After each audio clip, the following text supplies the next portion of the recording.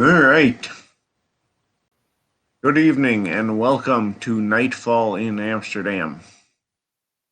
Tonight we are joining a diverse group, primarily a group of our mages, as they've come to really a rather odd gathering, as a number of pagan groups are hosting rituals in the courtyard behind a small Catholic church at the invitation of the friar there.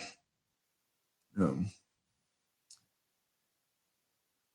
as we join everyone tonight, the church is a relatively simple and discreet uh, facility. It's in a less fortunate part of town.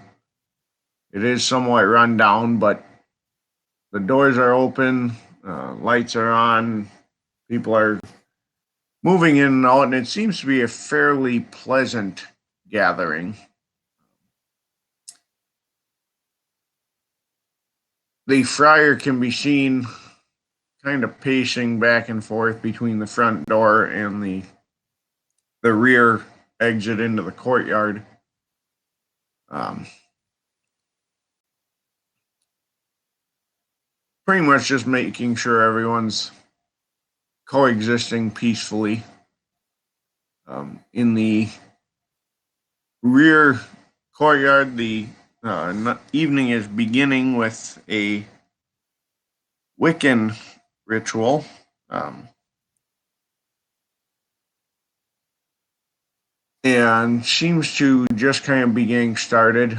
There are also sections cordoned off for private conversation to prevent things from being overheard, that sort of thing. And with that, I will turn it over to you guys to introduce yourselves.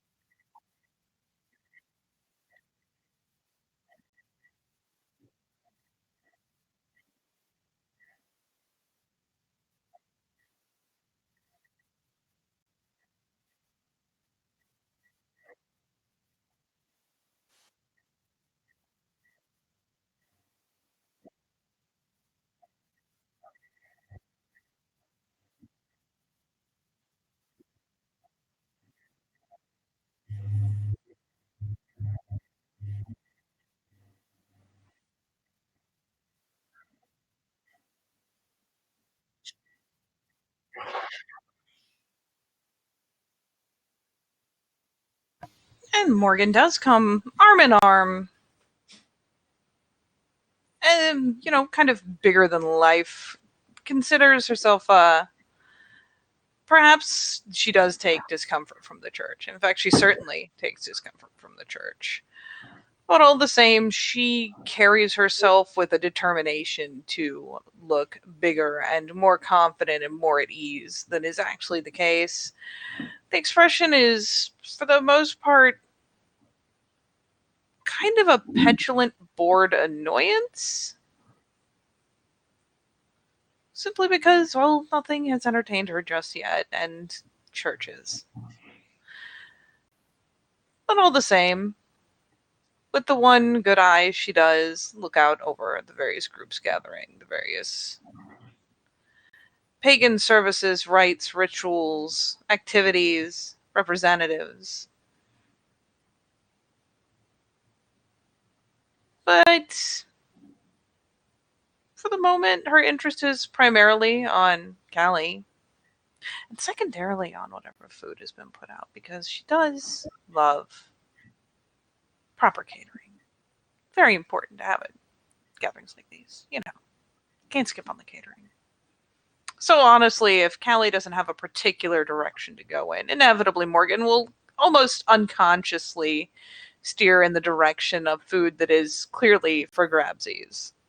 After all, she doesn't need to go eating off of some fucking ritual plate or some shit. She will try to remain conscious of that.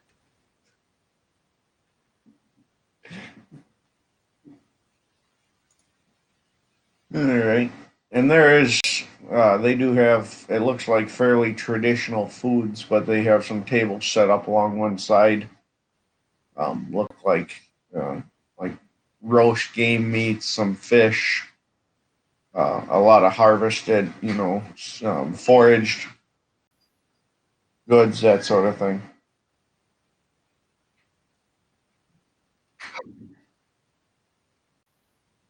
The one that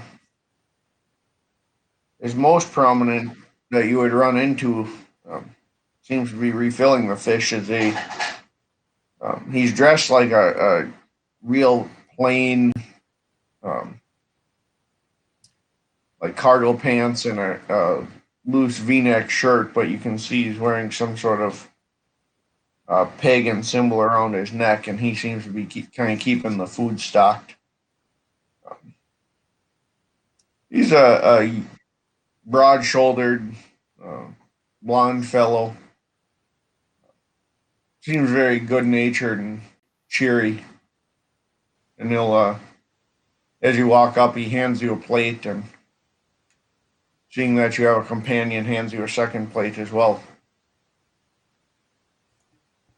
Almost inevitably, Morgan will be hospitable enough to turn in almost immediately past the first plate to Callie. Because she can be good. Look at how good she's being. She hasn't said a thing about the church yet. She is perfect tonight. But yeah, she'll offer the food across. Take the next plate. Give a whiff over it just because it's not even a suspicion thing, it's a curiosity thing. Just The what have we here? And you say he's wearing a pagan symbol, but there are many, many, many types of pagan, especially at this gathering. Yeah, it's a metal. Would be similar to like a Mjolnir, but it seems to be more elongated. If you would like to roll a uh, wits and occult.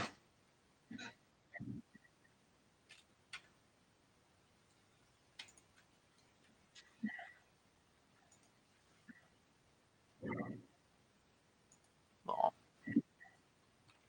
God, I have to remember how to use this.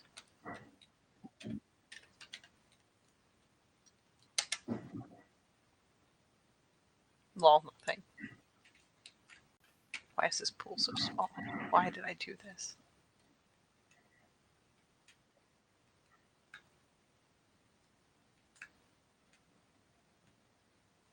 Uh, and you would more likely recognize it as well because it is somewhat related to the Norse cultures. It's a Finnish axe, very similar to the Mjolnir. They're sacred to their um, god of the sea and harvest.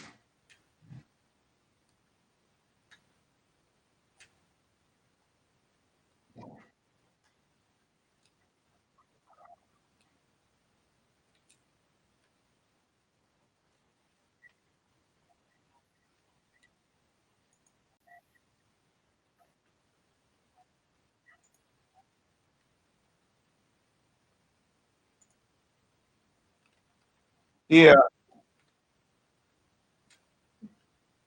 looks at it and says, "Yes, well, I had a friend of mine forged it for me. None of this generic bought off the internet stuff. Handmade in the old style."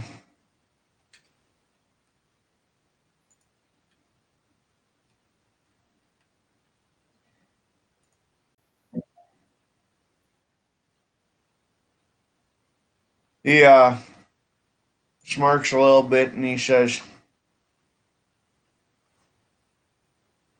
"Well, I should certainly hope so. It'd be a damn fool to be going out on the oceans fishing and not know how to properly honor Uko."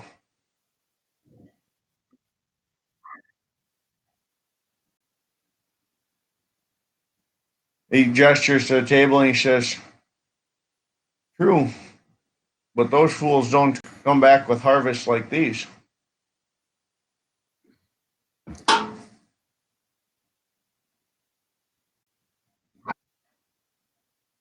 He turns and holds out his hand and he says, "The name is Tumo."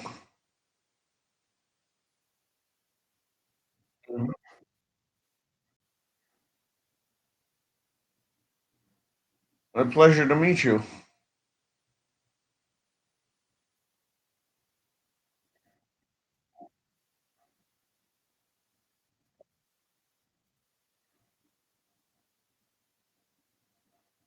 He he'll look over and, "A pleasure to meet you as well."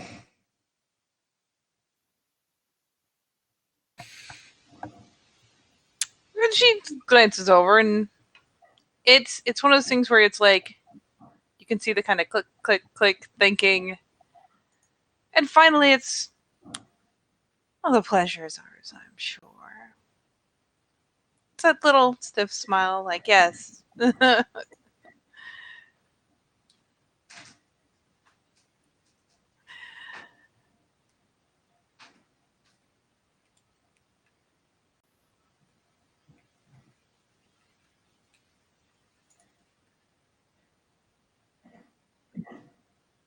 He nods and says, "Well, I wouldn't want to take away your opportunity to enjoy some food, but I'll certainly be around."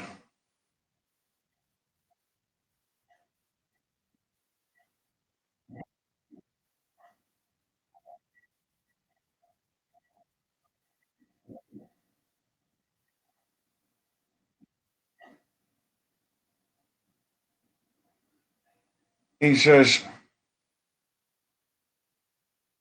kind of with a little bit of a smirk, he says, "Well, it's good if it's both tender and juicy."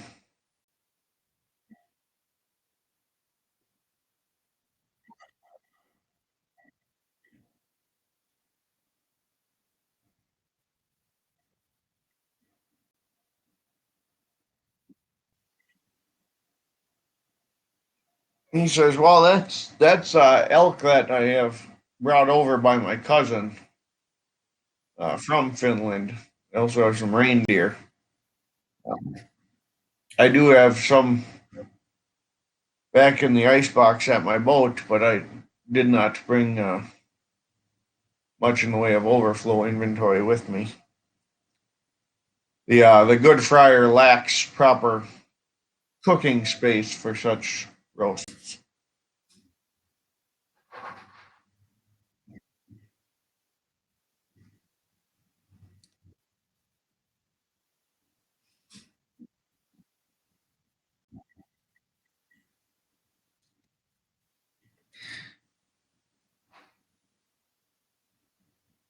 Fumo kind of chuckles at that and he says, "Oh, most of the ones that would be scared are not around. But I do enjoy every once in a while shocking some of the more curious who wander in."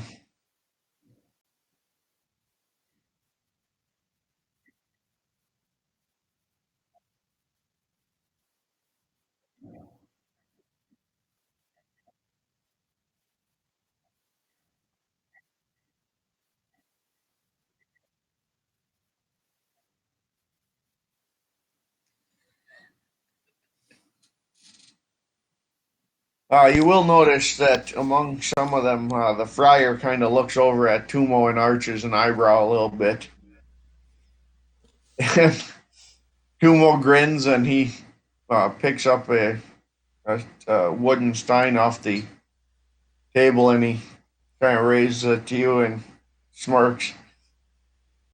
He, and as he turns, he goes, I have a feeling this is going to be a very fun evening.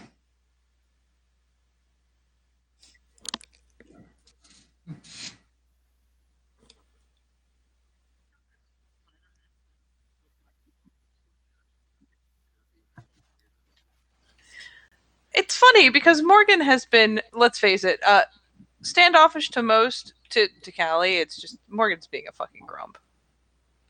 She doesn't want to play with the people at the church. This churchy, she doesn't like it. But about time things start getting weird, it's like, oh, we're getting weird. Are we offending people? Can we do this? Yes. She suddenly perks up a little bit. Probably tries to lick the finger when it pulls back just to make it even weirder because, yes, let us be offensive. This is my favorite thing. And as you guys are doing your thing, Omari turns around and he says, well, by the gods, Crispin, can't you have at least a little bit of respect? I know they're Christians, but really? Setting up your Wiccan ceremony on their altar? There's finally more of a smile. Just a touch more. Because, And he's kind of walking over and he stops and he looks down. He says,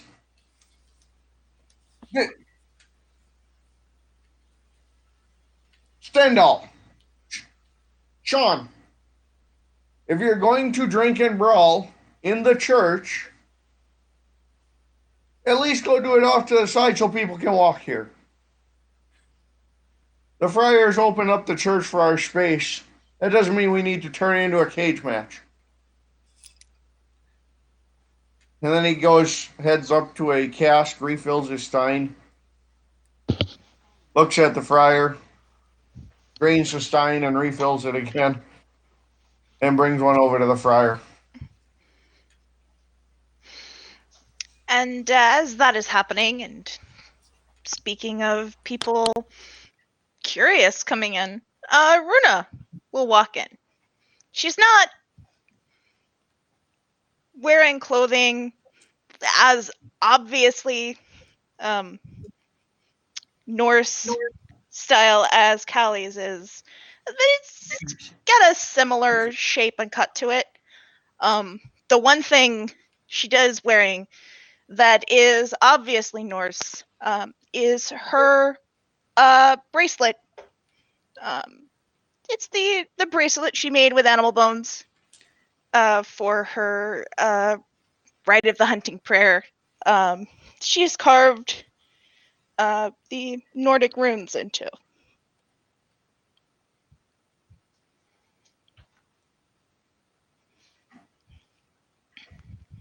All right, so you walk in and you see this blonde guy in like a t-shirt and cargo pants bellowing at everyone and waving a stein around.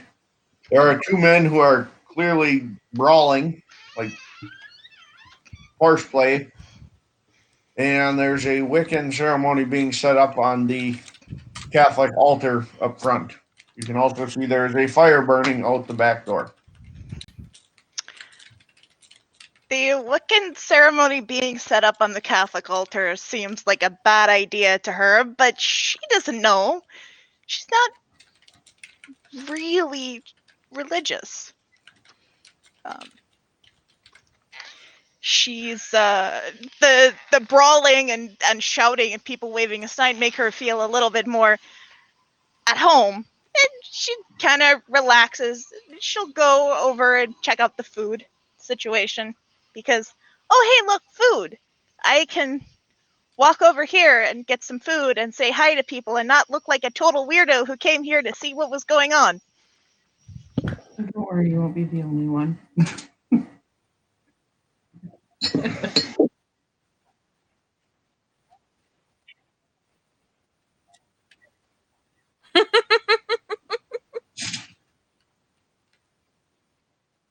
And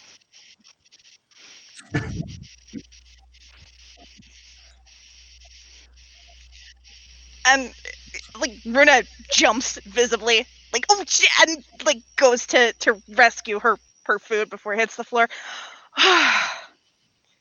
Hello, Callie.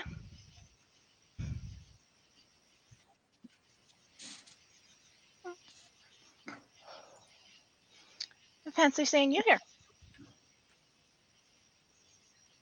I'm not disturbing anything, am I?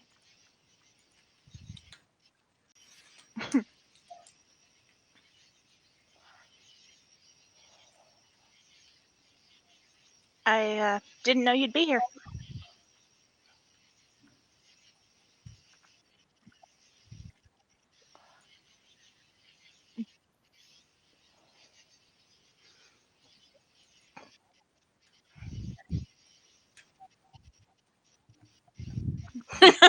Morgan is just yoinked, like meh, glances over, does not protest or fight this at all, allows herself to be absolutely manhandled.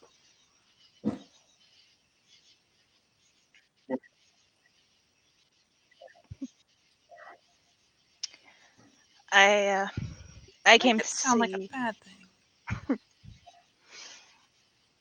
I came to see if the rites being performed here tonight look anything like the ones my family does.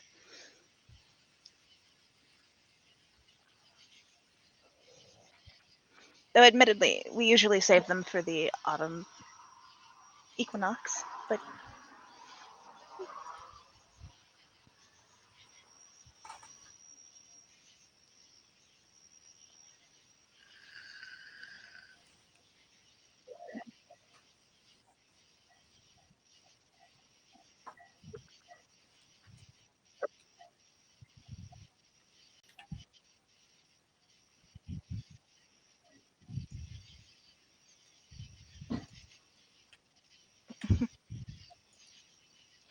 I didn't know there would be naked dancing. If there was, I wouldn't have worn a bra.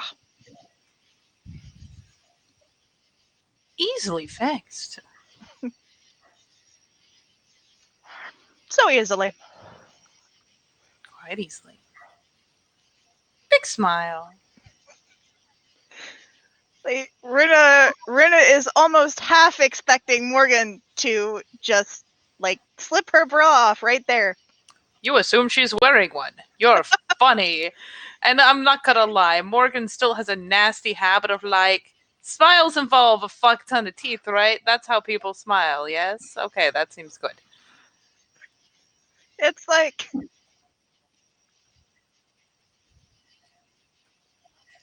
sure.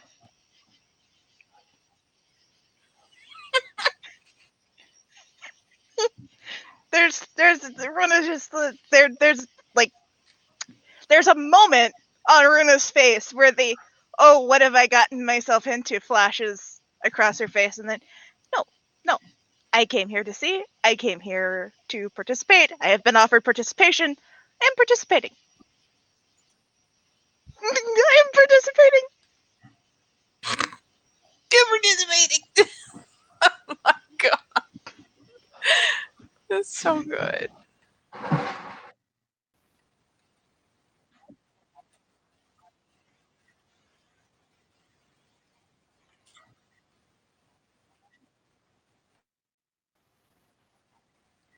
These are my people. For her part, Runa has a massive amount of food piled onto one plate that she is holding in one hand, waitress style, so she can hold pieces of food in the other hand and eat them.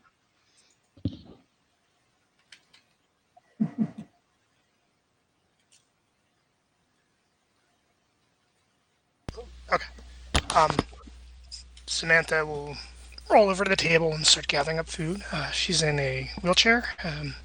I posted the pic in the side. She's wearing like a blouse and has like a blanket over her legs, and there's a woman with her. And she just starts making food, humming. No. Scared. And she is wearing a cross. Any other picture? I just want to be like, Morgan vibrates in giant bitch. Ooh.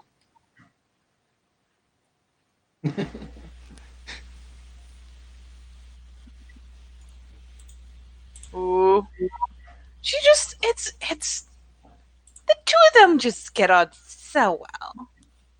So well. And Morgan just slides on up. She's been eating this whole time, not shoveling, not snacking, just consistently eats. She doesn't seem to feel any need to stop. She doesn't seem to get full. She just eats. And oh, she's wearing a cross and everything. That is more temptation than poor Morgan can handle. And so she slithers up to Callie, sliding a hand, as Callie has her arms kind of extended, the hand slides up her arm over the shoulder, across her back, as, Morgan comes in, almost slithers around her. That's right, getting on your fucking jam. And, just, as she gets up, like, lips to ear, is like, oh, don't look now.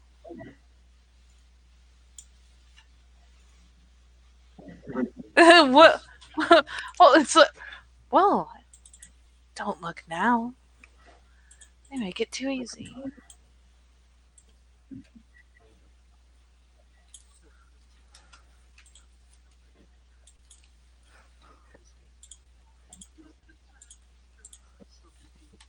Oh God.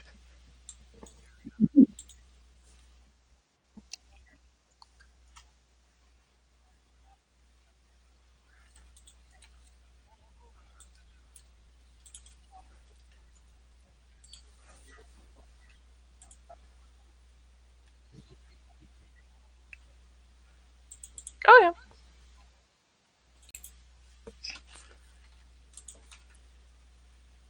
She appears to be making a sandwich.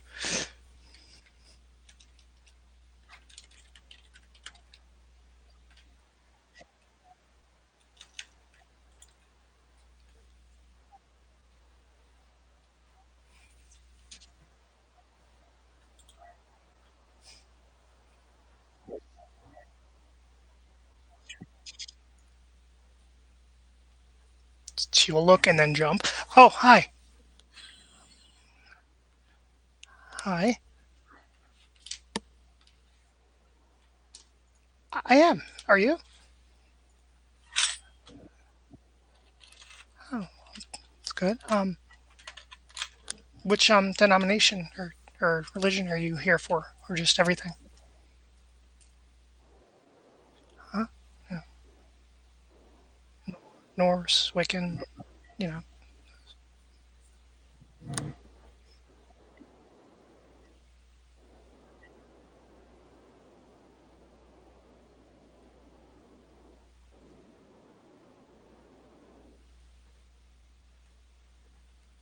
Okay.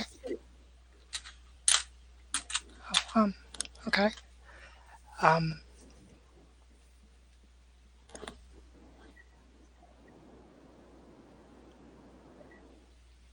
oh, um, that's really interesting so far.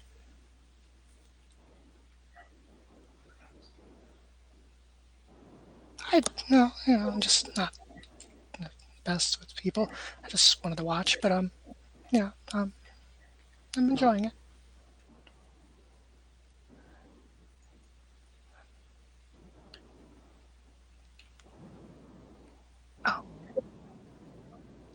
Oh, yeah, it's different, but, yeah, it's fine.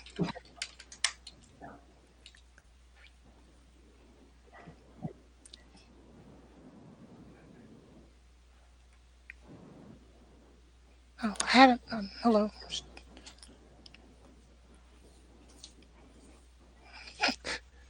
She leaves. Shameless. Fucking shameless. Yeah, Morgan takes the hand and just, it takes the tiniest pressure and guidance. The two have been running around together for a long time. So the tiniest gesture, and yeah, she spins in so close. So inappropriately close. Seems a little more uncomfortable, but hi. No. You guys are briefly interrupted by the sound of splintering wood, and you hear Tumo from across the room, and he says, "All right, enough, both of you, outside! And damn it, Ilmari, quit cheating. You know the poor Irish bastard can't hardly hit straight even when he's sober." There's, God damn it, Morgan has an attention span and it is short and bloop. The head kind of jerks over. It's kind of avian almost, just the snap around. And you see Tumo is escorting two guys outside. One of them is like fucking huge. He's at least almost 6.5 feet tall, probably. Just covered in tattoos, and at some point apparently decided that brawling in the church without a shirt was more efficient. And the other one is a shorter, dark-haired Irishman. He's in a leather jacket and leather boots, and appears to be nursing a bloody nose. Ooh. And you can see that an arm of one of the pews was broke off over where they were brawling. Front or out the back? They're getting led kind of to the side. Almost taking them out the side entrance too, so they can continue their brawls outside. That sound of splintering wood. Runa's got some kind of hunk of some kind of meat that's on a bone, and it's almost a reflex. The wood splinters, and she whirls around with this. I'm gonna say it's like a turkey leg in hand, and she is holding it like she is ready to use it as a weapon to defend herself. And then she sees what happened, and she just relaxes a bit. She would probably recognize the Irishman because I think Sean has driven for them a couple times. I believe he has. He's the Irish guy who deals in a lot of shipping and transportation. Ah, okay. Yep, she would definitely recognize him. Puts her turkey leg in the microwave real fast. Hold on. It's not ready for murder yet. Let me prime it. It's ravioli and andouille sausage. And now deals 1d4 fire damage. Not gonna. Yeah, we have to make fun of the background noise. So Morgan, I'm not gonna lie, it's like, oh, there's fighting and there's already blood, and she leans back and just casts Callie the most like plaintive look, like the can I? She puts a very light peck, the faintest brush of the lips against, the one cheek that has the massive gnarly scar on it. Very, very tender little thing, and then flits off. As tempting as it would be to crow hop, I will not. No, she flits off and just and follows the violence. Where's somebody was bleeding? She does glance as she bypasses the broken shit, like ooh, just to see if she can spot any of the blood that's spattered. There's a little bit. I mean, he got his face smashed through the arm of a wooden pew. Callie has no shame. Or not Callie, fucking Morgan has no shame. Callie doesn't have any shame either. But, no, Morgan has no shame. She'll just swipe her thumb through it as she passes. And it's one of those things where she... Sorry, go ahead, Air. It's okay. She's just kind of walking up to the church, and she's eyeing it up from the outside, like, what the heck am I... Why? I hope they sell popcorn. She actually says that bit out loud. I hope they sell popcorn. She's kind of wearing her regular, like, ripped jeans and boots and her flannel with the sleeves rolled up, and she just walks in grumbling about popcorn.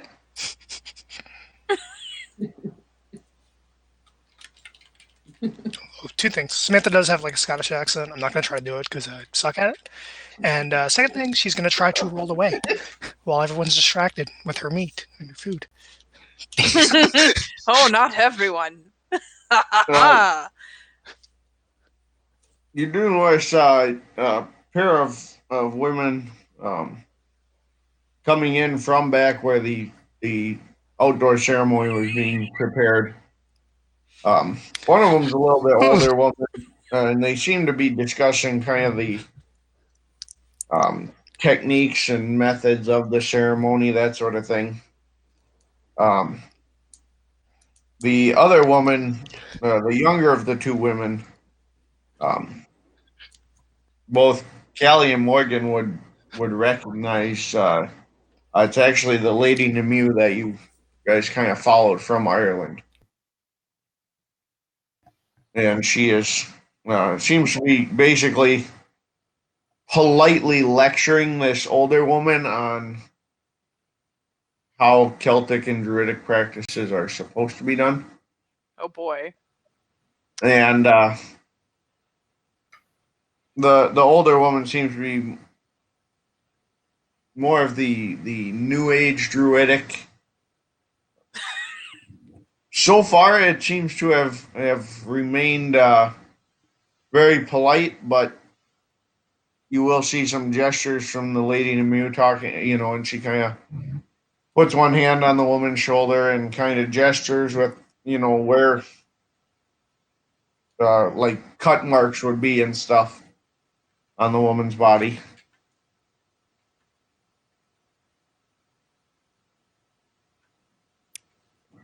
Sadly, Morgan is distracted, and with the bit of blood on her thumb, wipes it first from like the lower lip down her chin, and then just straight up sticks it in her mouth and sucks it off before going back to like crow hopping after the violence.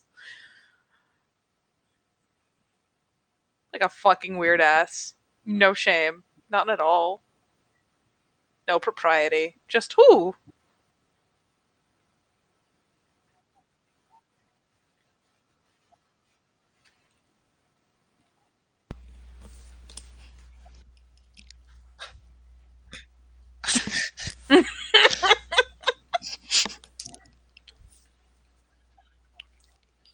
Ugh.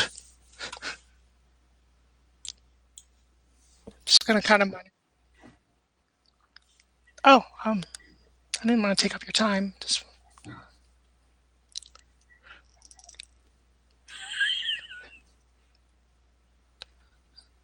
okay. What's your name? Okay, I'm Samantha. She'll offer her hand.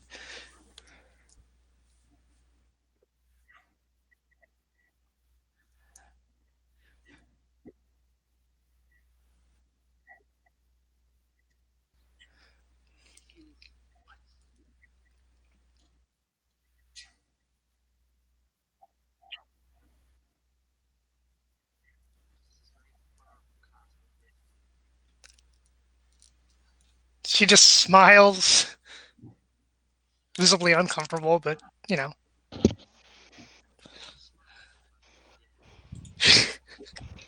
Runa, bless her heart, is going to sidle up to Kelly at this point.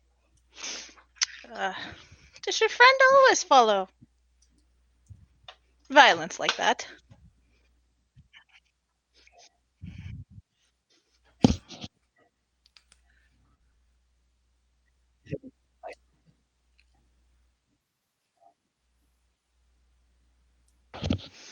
Oh. Oh, I may have to. Yeah, I may have to, um, I know one of those guys. He's a good friend. He's driven me and my roommates around somewhat, and yeah, I may just have to make sure he doesn't end up, too damaged.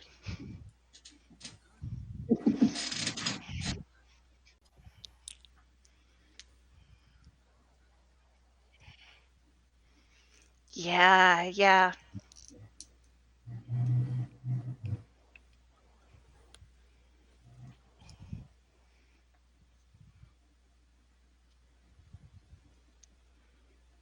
That. Thank you, Callie.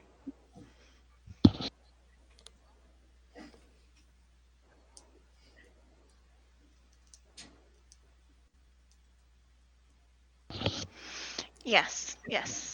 I remember we had that conversation.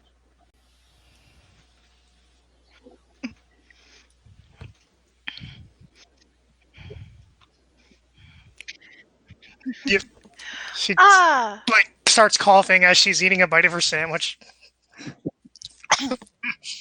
no, She I waves. I can't say that I have. Hello, Samantha. Hi, It's nice to meet you. nice to meet you too. She'll offer her hand, a little more hesitantly this time. Rena will take it, and it's like she, much like Callie, like she grips your wrist in the shake, and it is very firm, but it's not like crushing. It's not icy, right? No, it's not icy. Okay, she doesn't seem uncomfortable or as uncomfortable. Yeah, it is kind of like, whoa, this is she strong girl, strong handshake. Nice to meet you. So, where are you from? Um, Edinburgh. Oh, nice. Yeah. You? I grew up around here. Okay. It seems like a really nice city so far. It is.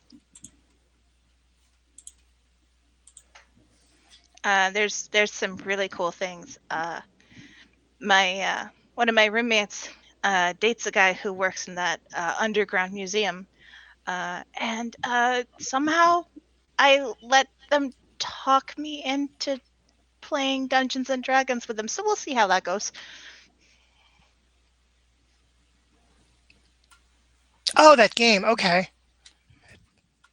Took me a moment. Yeah, with the little people and the dice and the grid paper. Okay. Is it like not like Monopoly, but No, not like Monopoly. Apparently, apparently we fight dragons and crawl around in dungeons. The explanation I got was a little bit over my head, admittedly, but it seemed like fun, and it's something that we could all do together. So, yeah. it sounds nice.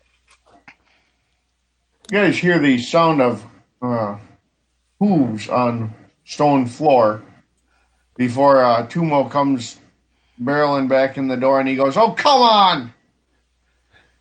Now you're just being blatantly obstinate, Crispin. A goat sacrifice? Really? You gotta see how far you can push it? Eric kind Come of on. stops Out dead back in with the it. door. At hearing least this. go in the courtyard. Have a little bit of respect." Yes, I know, it's a Christian church. But he was nice enough to let us have our gathering here where we don't have people showing up with pitchforks. Let's not give them a reason. Air stops in the door as she's walking in, hearing all of this happen, and she's like, well, where's that? She starts looking around and she sees the food table. Praise the gods, this is better than popcorn. And you see the man at the altar. He's in dressed in like a formal suit, and he's got a longer knife in one hand, and he's holding a goat by a rope lead in the other. And he just kind of sets the knife down, a little bit exasperated. He says, "Fine, at least help me carry the stuff outside and set up out there. Do you have a table I can borrow? Are we taking this one? It looks a little heavy."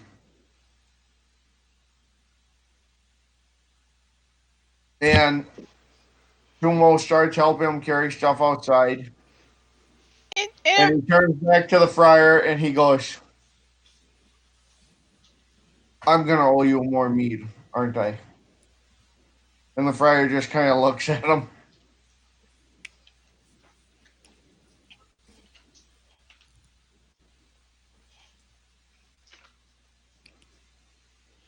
Meanwhile, Morgan is witnessing a glorious fist fight between these two guys. The shorter Irishman seems to be a little more the traditional boxer. Well, this 6.5 foot tall tattooed behemoth is grappling the hell out of him and throwing them around. And it seems to be somewhat in good sport, but they're not pulling their punches either. What kind of tattoos are we talking? A lot of different animals, primarily. Everything from like dragons and tigers and wolves and bears. Any particular like cultural style? Not really. It seems to be a mix. There's like Chinese dragons and you see like Celtic crows and ravens. You see like these Norse style wolves and dragons. Sorry, Chinese tigers. Very, very much a mix of different animalistic and cultural styles to it. No, that means I'm gonna have to root for the little Irishman then.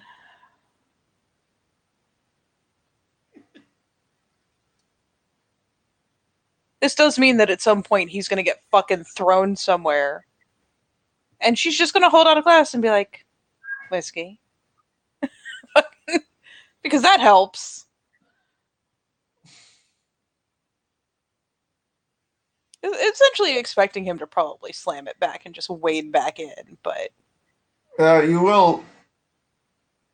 The Irishman looks up at the other guy and he says, I know they say you come from a family of berserkers, but they never mention the fact that you smell like a fucking bear, too. Just kind of shit talking. does he take the whiskey? He will. It's time Yeah, to stop making mischief.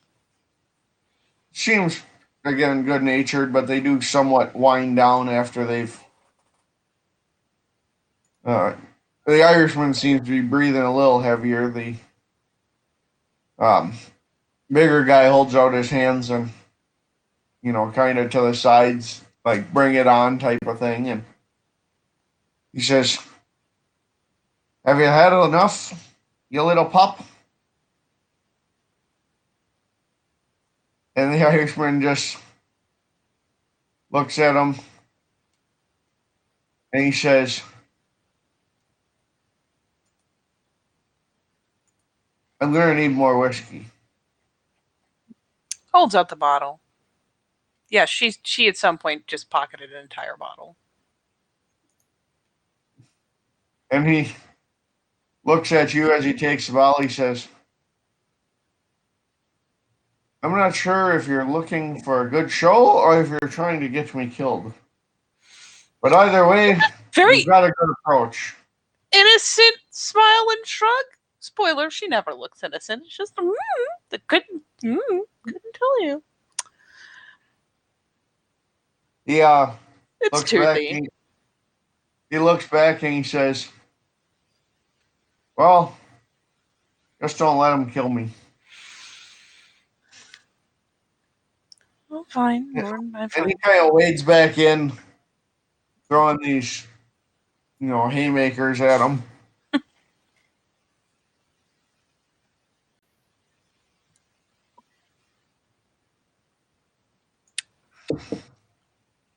All right, you guys will notice kind of wandering throughout the church and stuff, talking. There's an older man. He's stockier, but he's dressed in like a sport coat and he's got glasses on, taking notes. And with him is a younger woman, and they seem to kind of be just observing and talking at this point.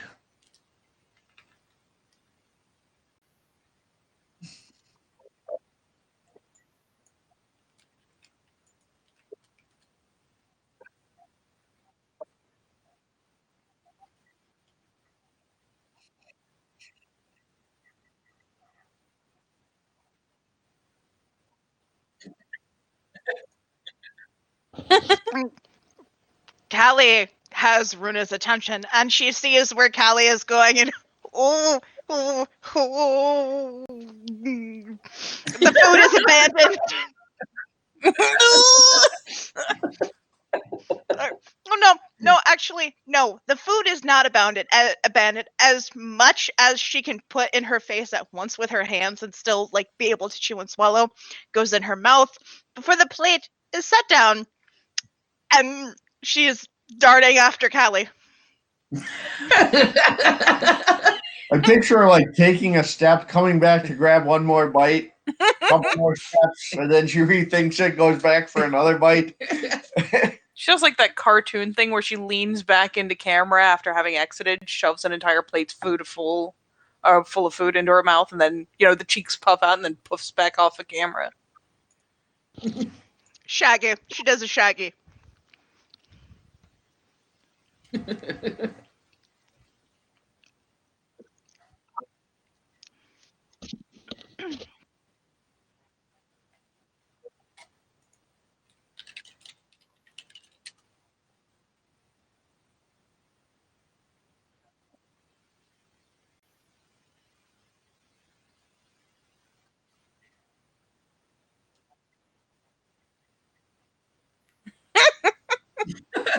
Erin will kind of stiffen up for a second. But she'll and slowly look over her shoulder. All owl-like, like staring. Hello?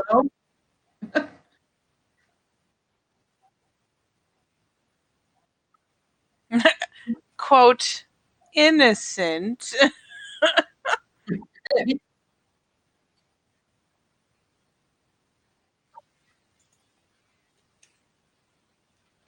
Erin will just full on turn around.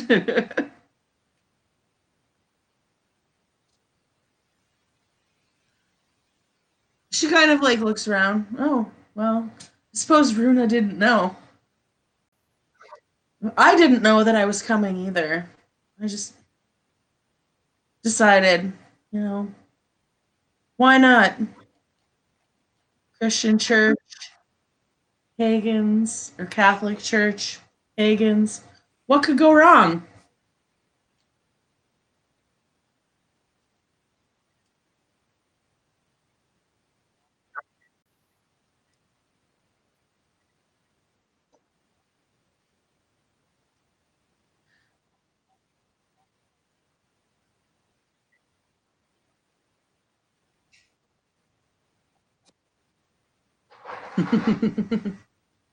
That's true. Hey, I was hoping for at least popcorn, and well, looks like I had a lot better than popcorn. She kind of motions at the food table.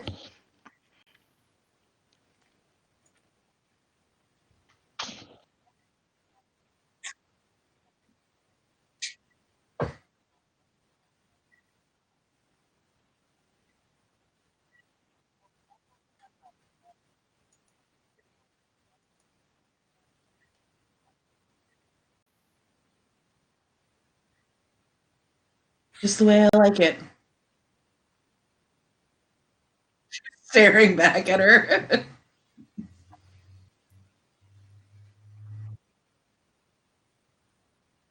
She's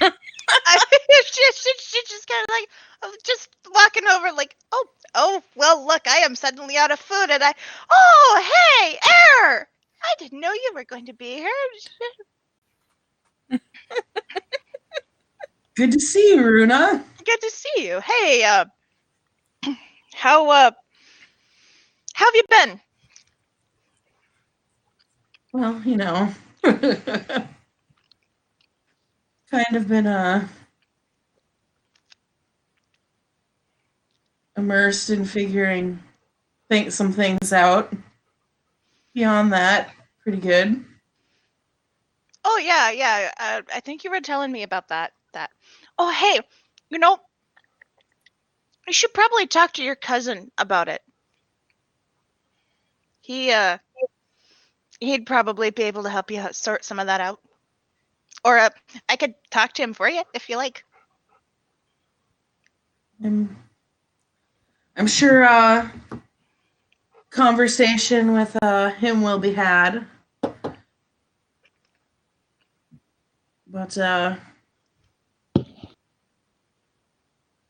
I'm currently working on other ends first. I'm sure he's been brought up to speed on these things. Or do I assume wrong?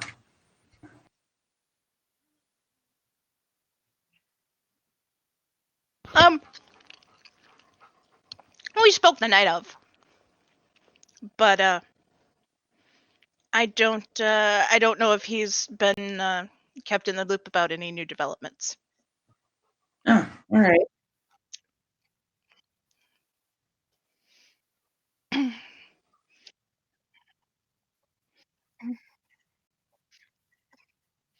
It's so unsettling.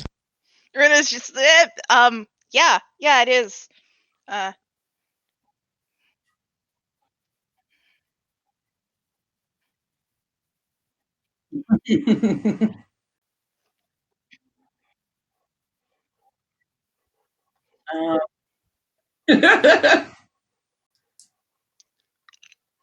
Air leans over and grabs a piece of meat off the table and sticks it in her mouth.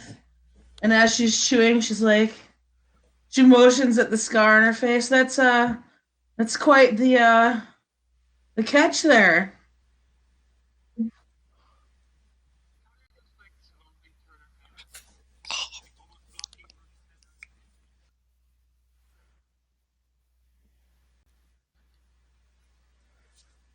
Well, how'd you get it? That's looks pretty gnarly but badass.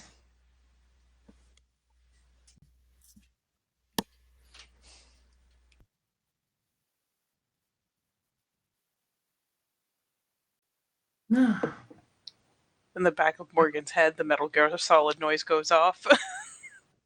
Rena's just like she can't even see Era, but the look on her face is, oh no, I can't save you now.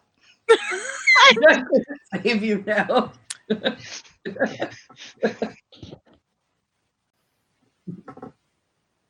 Yeah.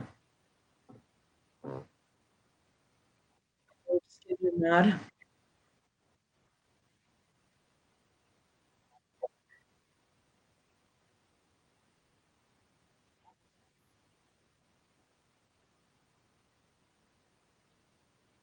As long as you're happy with it, that's all that matters, right?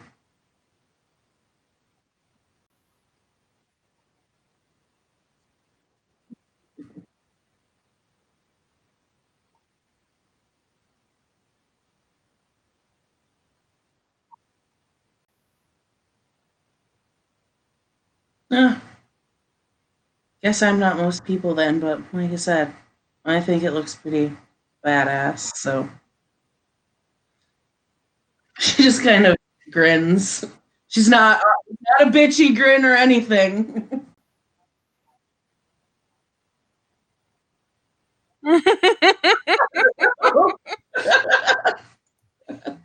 You know what? I need to check this.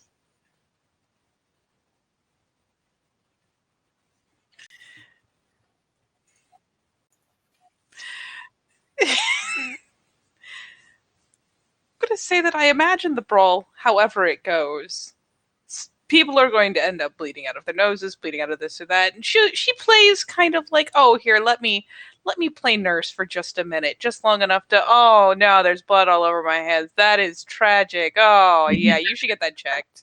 And fucking wanders away. So yeah, Comes toddling back over, looking like at least a little bit the product of a slasher film. She's at least got to be one of the extras. She might have missed the goat, or maybe she found the goat. Maybe that's what happened. so I walked in like right at the time of the goat. Anything else of amusement occur before I got here? You know. Well, you see Sean getting his face squared away. The brawl kind of ended with the Irishman basically shaking his hands, and he says to the taller guy, "You know, they call you the spirit of the North, but they should just call you a brick shithouse." He kind of massages his knuckles. He says, "I've hit crates and I've hit drunks both, and they haven't been as solid as you. I don't know what the hell kind of workout plan you're on." The bigger guy just grins and says, "Sometimes it's not just about how you exercise." And he heads back to the back courtyard where they're doing rituals. It kind of raises a brow seeing that. You know what? Sean was a good sport. Morgan will come to check and make sure there's nothing seriously wrong with him. She's not necessarily willing to risk paradox for this random dude, but he did good, and he's Irish. She's biased. So she eases up on him, kind of all up in the personal space to check his nose, make sure he's all right, and then of all the things, like, reaches up and with a finger tracing, daubs it in the blood that's run down his face, and actually brings it up and begins tracing, like, some of the Celtic whorls and designs across his face. A tri-spiral does work its way in there, just kind of as a matter of course. And he'll get a peck on the cheek for doing a good job.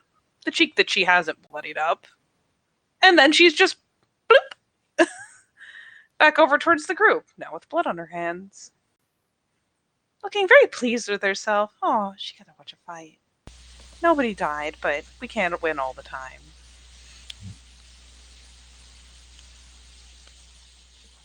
He chuckles and says, "Well, if I'm going to lose, I might as well lose in this kind of fight." At least it was a relatively good-natured brawl.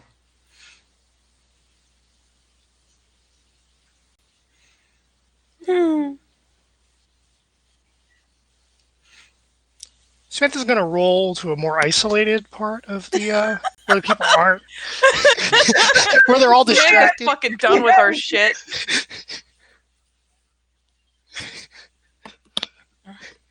Samantha, what are you doing here? Stops. Hi, how are you? Well, she takes a bite out of meat. I'm great. I'm here. Strangely enough. The food is really good.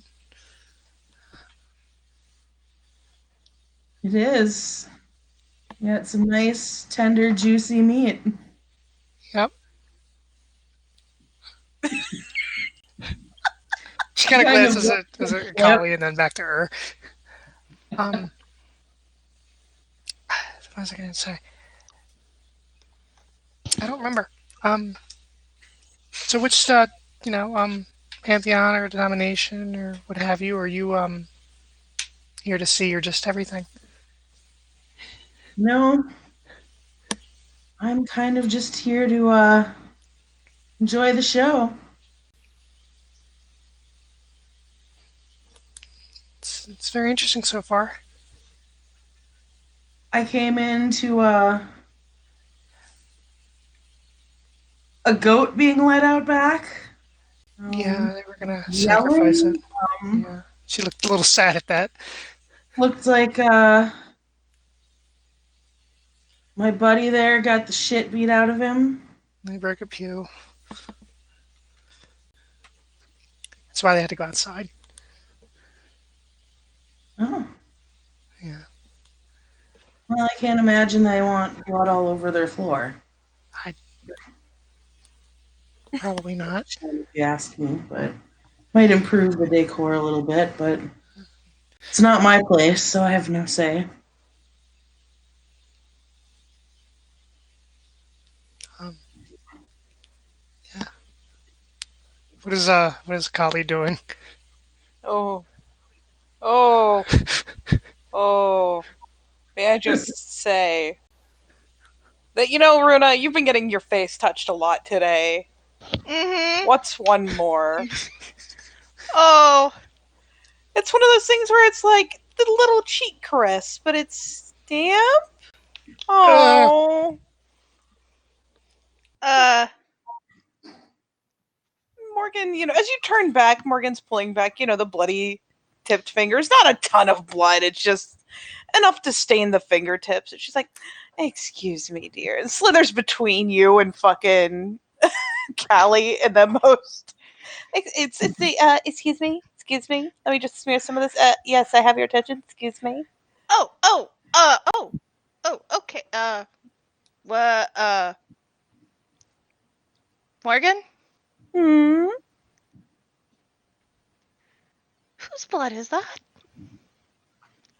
Oh, I don't know. I didn't ask his name. She's like slid up back under one of Callie's arms and just reaching up and just making the most loving eye contact and reaching up with the hand that she hasn't rubbed some off of to begin daubing bits of it on Callie's face. Different set of Oh. symbols this time. Samantha will pull out some Okay. alcohol and some cloths and offer them to Runa. Oh.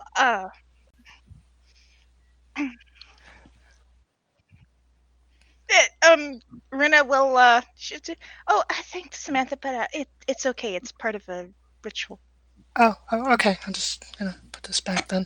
Runa really hopes that's true.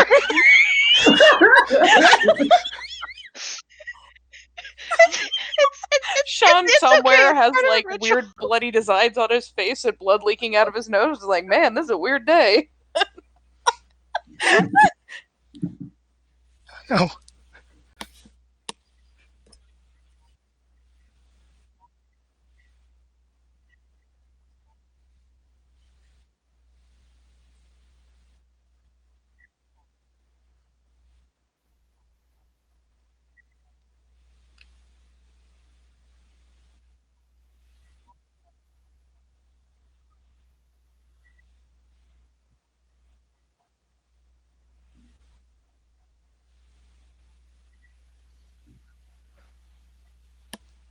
huh.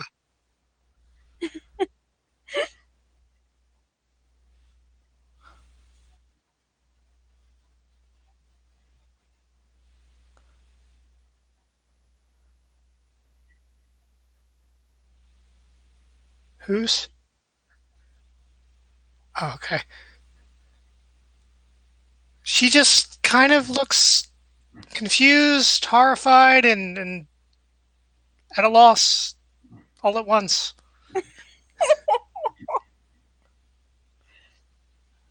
But she Bloody just sex. smiles. Bless you for playing a character like this. You make this all worth it.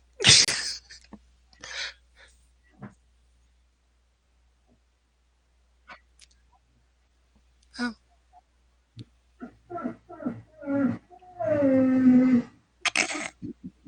Runa, I didn't know you were that upset. is that a ritual of some sort? Yes, Fenris, thank you for being my spirit animal.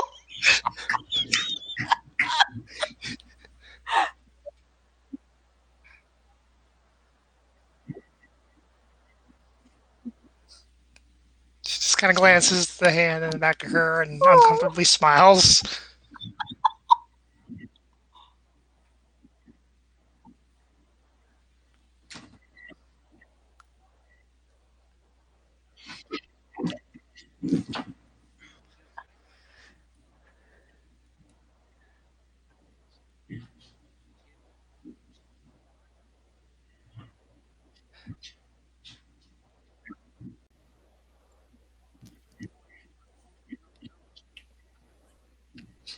She looks very uncomfortable.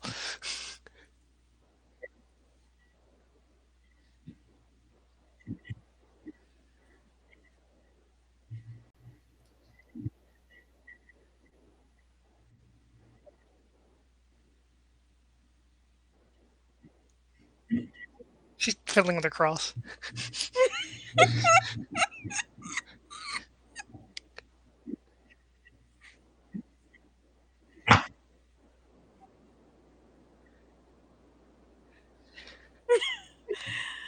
Isn't So there blood there's a in your bloody cross on her communions? forehead, or okay. She smiles and fidgets with her cross and some of her hair, and we'll look back to the table and go about making a sandwich. Very carefully doesn't touch the blood.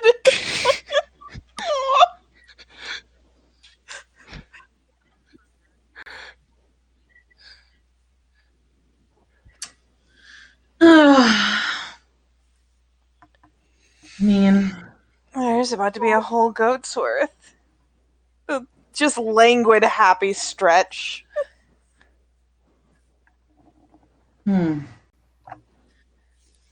She actually motions. I'm assuming that the dude sitting down in the corner inside is the professor.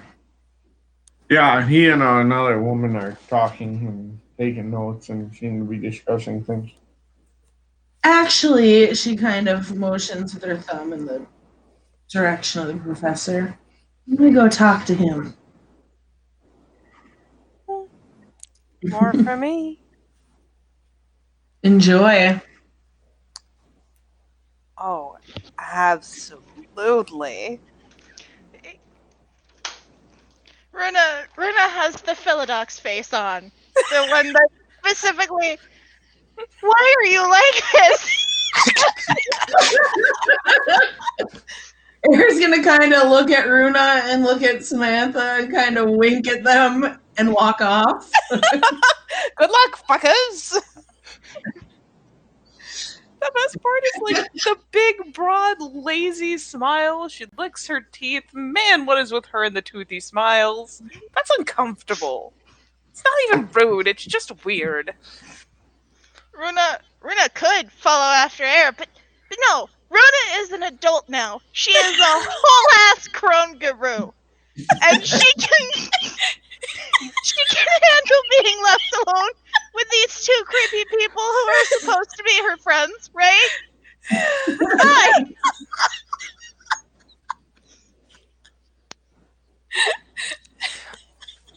I'm gonna die.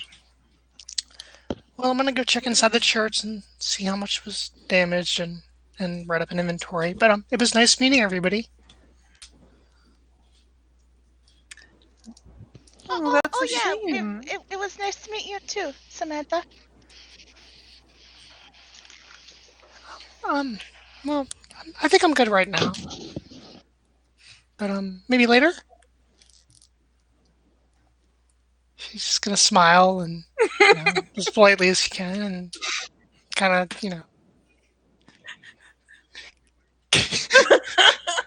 Save me! What has the woman been doing this entire time? Nothing. Nothing helpful. Just gonna roll away, and with that, I'm gonna head out for the night. Aw, Yeah. thank you so much.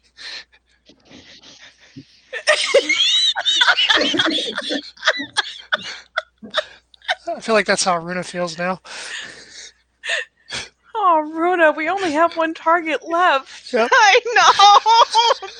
No. Just the next thing Runa knows, there's one on either side of her, and they're so happy. Later. Oh, thank Gaia. Thank Luna. I am not in a room.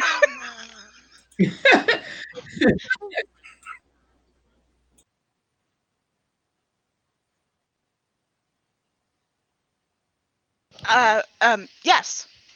Yes. I would like to join you, yes.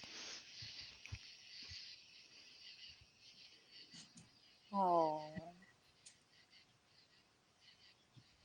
Pats the side of her cheek like, oh, you are delightful. Just so happy.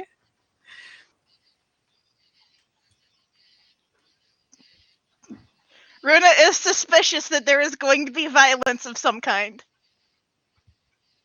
But she can probably hold herself back.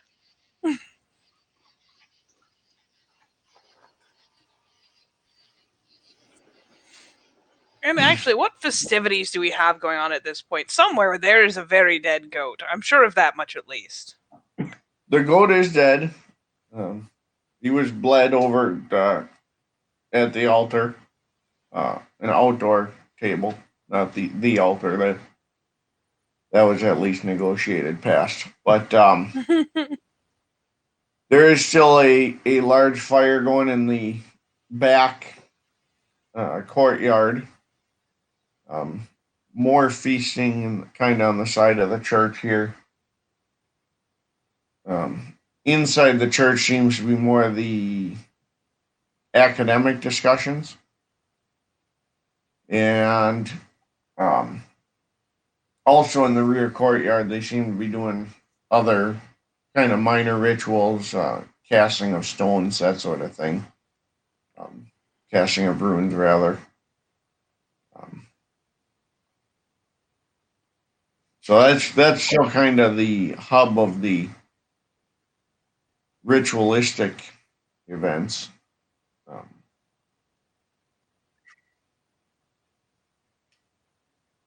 It has kind of broken down into smaller, more personal rituals for the most part.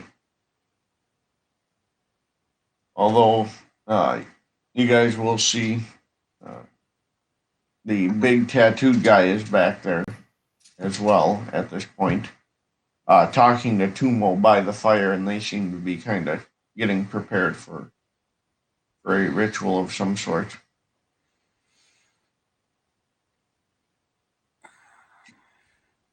Is there anything else you want to do, Callie? Otherwise, we can eat, we can drink, we can paint ourselves. There's even a fire to dance around.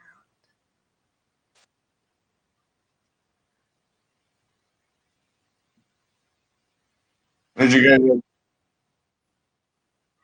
you guys are talking, the Wiccan fellow Crispin walks past, and he's in his black suit. Appears to have gotten some goat's blood on the suit, although based on the location, it doesn't seem like it was entirely accidental. Sorry, there's one on the suit?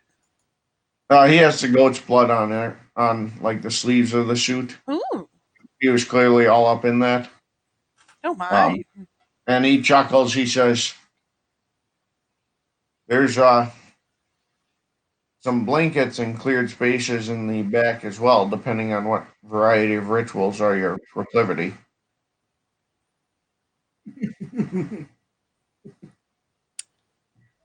Morgan can't help it. She leans in. She like lets go of Runa, goes all the way around to the other side of Callie and leans in. And in the most, I don't know whether to be happy or upset.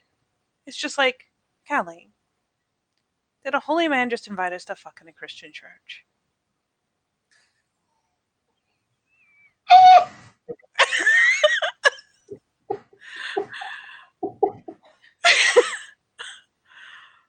Oh. Looks at Callie, looks at Runa, looks at Callie, looks at Runa. No, they can't ditch their victim this early. Yeah, she's just like, huh. She needs a minute. Get all of the.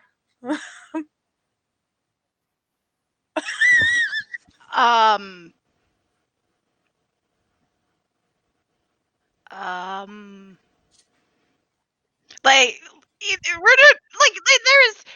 there is some math happening in Runa's head right now. You can see the flowing geometric shapes. and eventually she'd yeah. I can do that. The eyebrows pop up. Oh yes, we can. I need everybody to give me a perception alertness as well, please. Oh, sure. You have my stuff. Fucking these three about to disappear for at least 20 minutes. 6. I have to look at too many tabs. Hold on. What is my life? Yeah, also 2. Perception alertness. Hilariously low, seeing as I have one eyeball, but let's try it. You Pay guessed it. me! Nothing.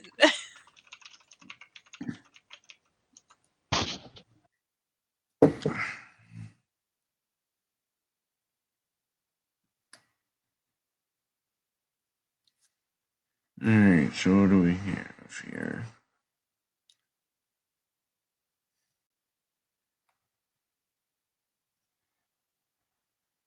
Looks like 2 for everyone except for Morgan. Except the chick with one eyeball. She fucked. Right. She's very target focused right now. Decisions have been made. You guys will notice that they seem to kind of be clearing most people out of the rear courtyard, other than kind of the ceremony leaders are all kind of staying back there, and one of them goes in and kind of talks to the friar, and the friar comes out the back door and they seem to be having a little bit of a heated discussion, keeping their voices low, but you can tell they're fairly animated about it.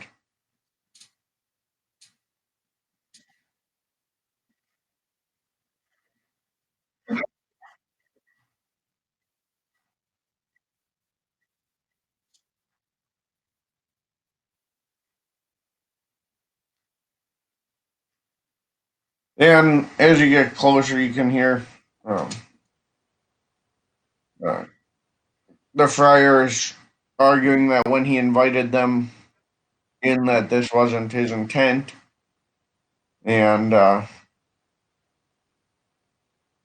it was supposed to be that nobody gets hurt, that sort of thing.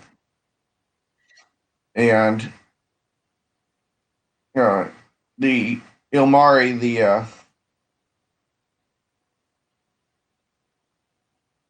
the tattooed guy, says, and when I attended, I stated I would not be participating as there was not any historic or appropriate relevance. However, circumstances have changed, Friar. And while, yes, we still want to ensure no one gets hurt, this is a extenuating circumstance on what you define someone as. Runa finds herself scooped in for a little reassuring squeeze. Give us just a moment. And yeah, she goes to follow. Kind of while Callie comes around one way, Morgan comes around the other, tipping her head because she didn't catch sight, but she sees that Callie's paying attention. So she'll ease around to try to get an idea of what's going on. And bless her heart, Runa, with her little nervous bundle, had caught about every other word of that. But like even she is like coming over to see what's going on because she heard not my intention, hurt. Wait. Oh. Yeah.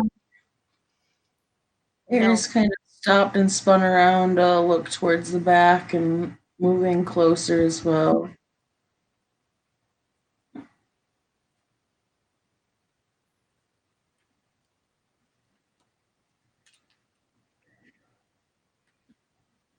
The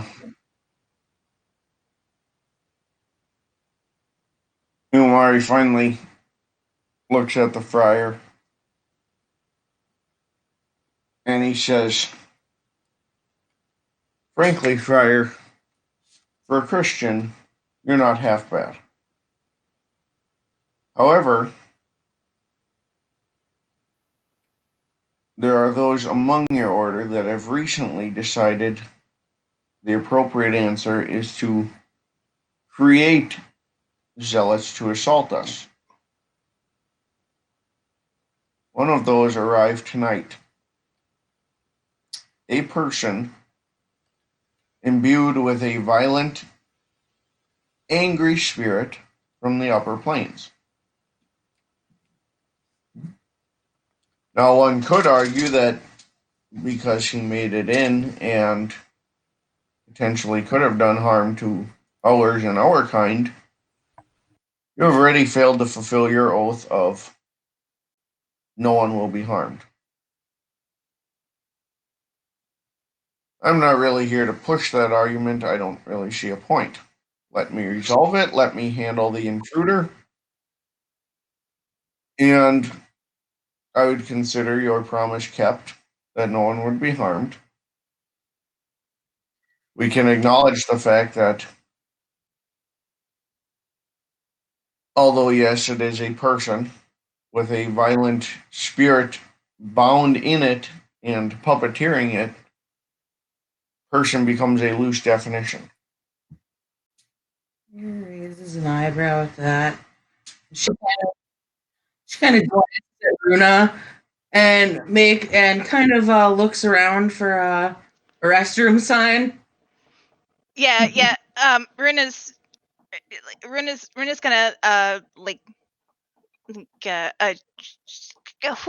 probably she's probably just gonna like tap Callie on her good shoulder. I will be right back.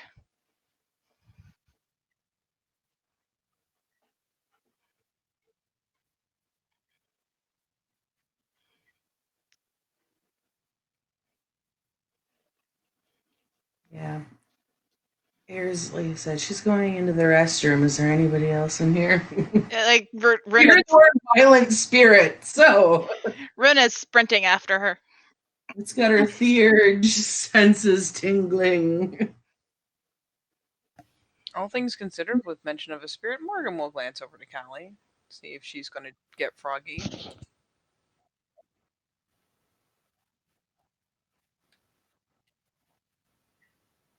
And she will.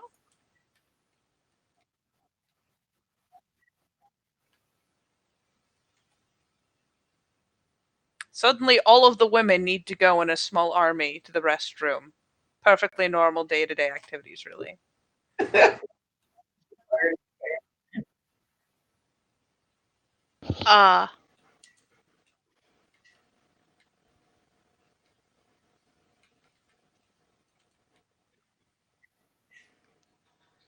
Wait, what's happening?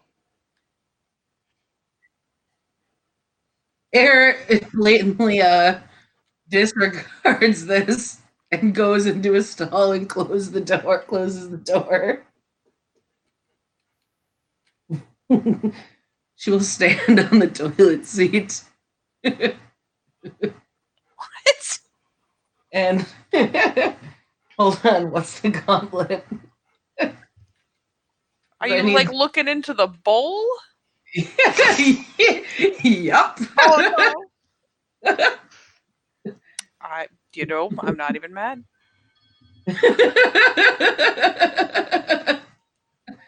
This is her whole intent of going into the bathroom. It's not her fault to turn into a pee party. It would be a 6 here. Okay, you have all the stuff. My gnosis is 6. If you don't get across, I'll be very disappointed in you, young lady. Oh no, I got across. I got across hard.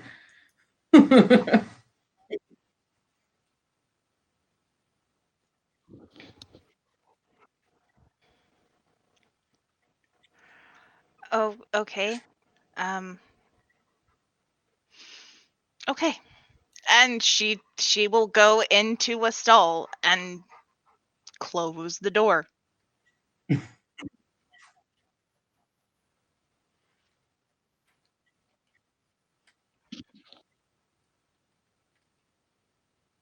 Oh yeah, not a second's hesitation.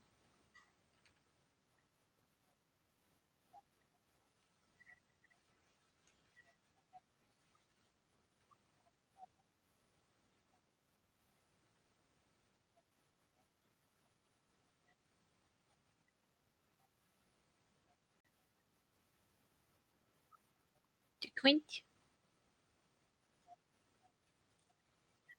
Mm-hmm.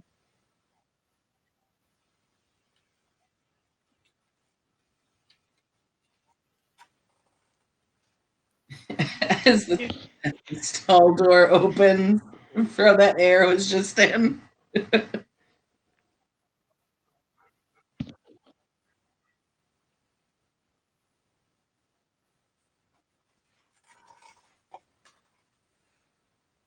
Right.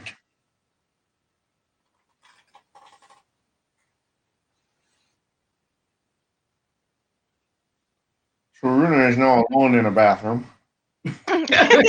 Now that Runa realizes she's alone, she's going to go over to the mirror.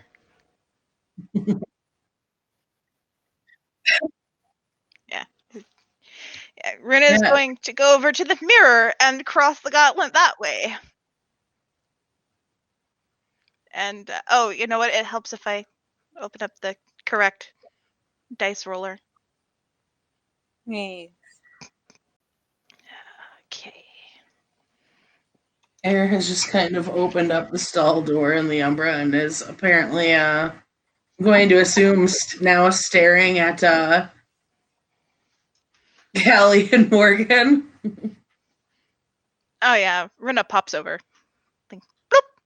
Like right next to them. Boing!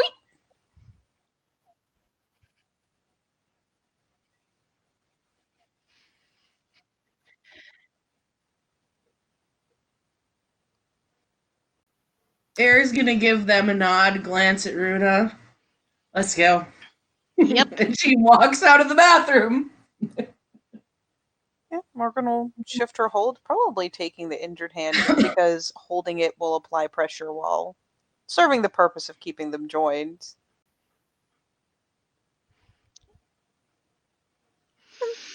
Offer a questioning look before turning towards the door.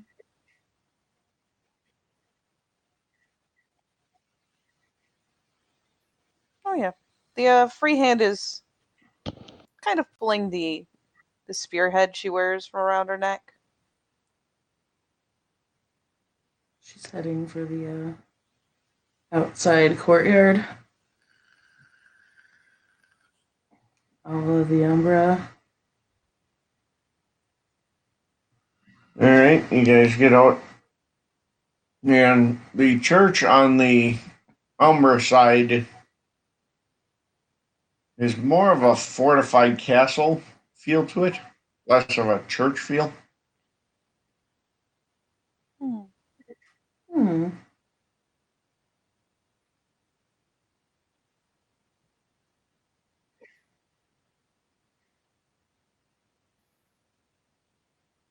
And when you get to the Umbra itself, or to the courtyard in the Umbra,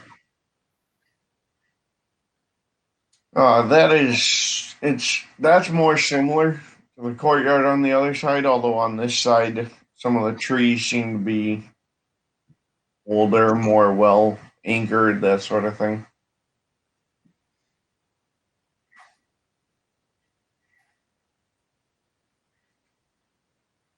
Air's specifically looking for a spirit that suits the description she heard.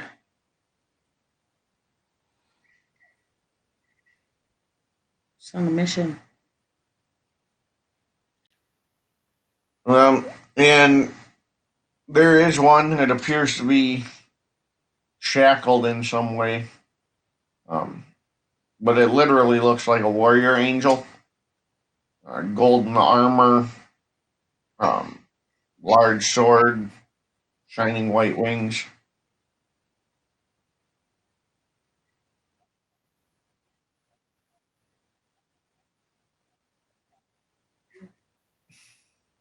raises an eyebrow. This isn't like anything she's seen. Morgan naturally will have to come with her. She can't break contact. But at this point, she's definitely gotten a better grip on the little spearhead. Essentially holds it like a dagger, and it's. You don't need an empathy roll to see that she doesn't like the imagery. Runa is clearly on edge. And she is trying to keep the two groups connected. Like staying close to air and also staying close to the two. She's being the hover friend. Mm-hmm. As you get closer, you can see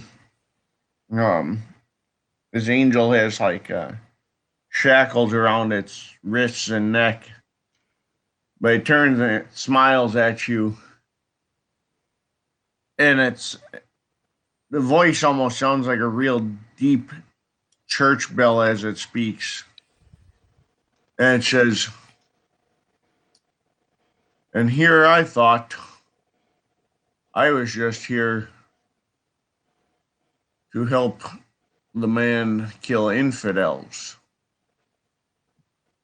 No one told me I was summoned to kill abominations." Well, that means something completely different to Guru than it would somebody else. Yeah, Runa is just abomination. I would say. I would imagine you guys from context could gather that Right. it means Yeah, it's not the hashtag abomination, right. obviously. Oh, Cultural abominations to this thing. Mm-hmm.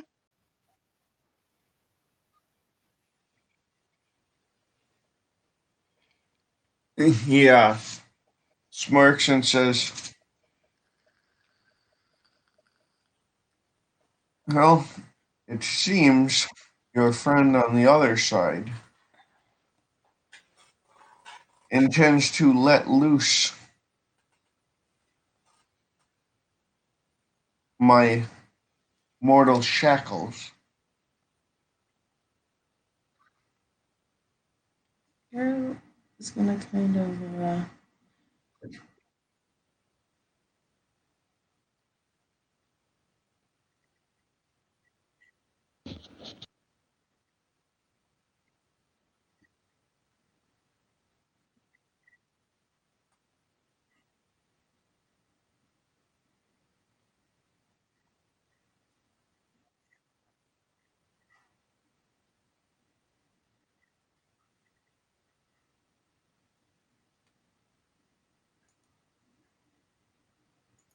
Arrow kind of Seems almost more take a suited peek to on the other side because she knew that they were talking to the friar. seems She almost more wants to see if suited there's to anyone else that didn't go inside in that courtyard. On the other side? Yes, that's why I'm peeking. So I'll drop the gnosis to do it just to save from. Yeah, that's fine. You would know, or you would see the Ilmari is there yet, and has seems to be kind of the spearhead here, so to speak. Although the Crispin the Wiccan and also the leading Emu are both there as well.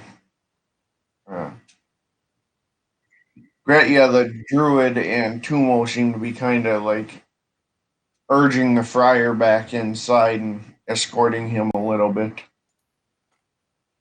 Does he appear agitated by them doing this? He seems to be upset, but not while being hauled in. And the Friar looks at the man in front of Ilmari, and he says, "May God have mercy on your soul. What you let them make you is a monster." Who's the other guy in front of him? Random 101. He wasn't someone you recognize. He Okay. was one of the just kind of the passerby who wandered in. He blended into the crowd at the time.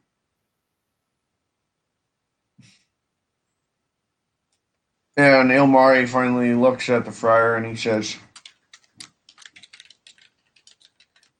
"Good friar, you deserve better than this, and I believe you to be an honorable man who attempted to keep your word. That your friends betrayed you and tried to undermine you should tell you something. But you deserve better than to witness this." Then he begins to chant in an old language. Holly would probably recognize it because it's Old Norse. Um, and they close the door to the church. So And you can hear his chanting on in the Umbra as well. while this is going down, I don't have the books in front of me, and I can't remember what the roll is. But I know there is something in How Do You Do That, I think, that explains how you can take or give quintessence. You can essentially reverse it to give it, and I can't remember, and I need to roll. Uh, I don't have the books on hand. Like with crime, you mean? Yeah. It's like, Yeah, I want to say it was super simple. it should just be a. I think that's prime 2. yeah, I think it should just be an arete roll. Yeah, yeah, Right. just a prime 2 arete. So Would it be coincidental since it's not visible? yeah, you guys are in the Umbra where pretty much fucking anything becomes fairly coincidental.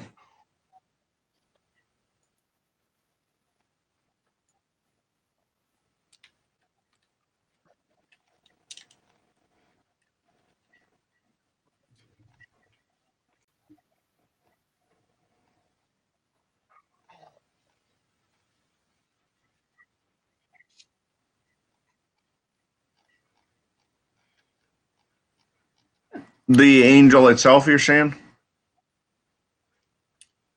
All right.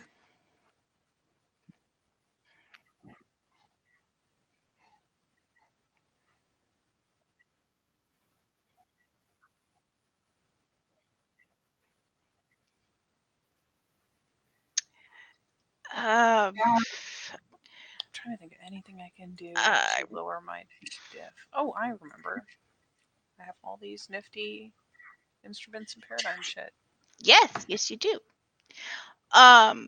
Runa is going to spend the race shift up into Krynos because she is expecting that this spirit is going to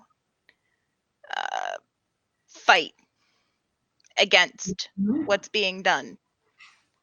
And she means to keep it from fleeing. All right.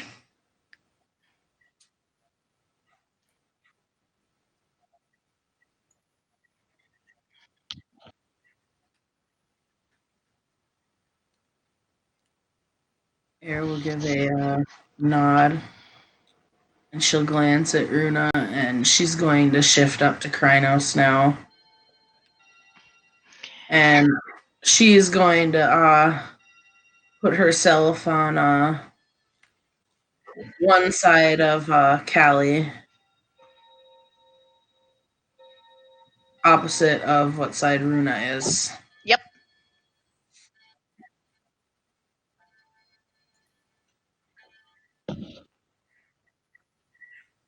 Yeah. And Morgan shifts herself around and basically brings herself around in front of Callie. Takes the spear blade and will be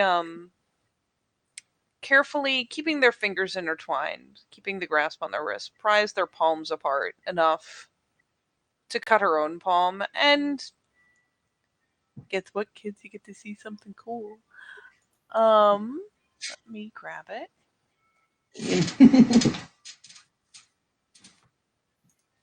How do I?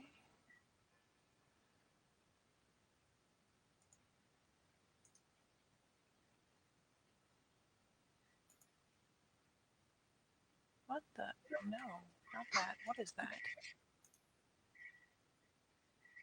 One moment. I'm trying to get the damn thing. I have to do things to retrieve things off of a document.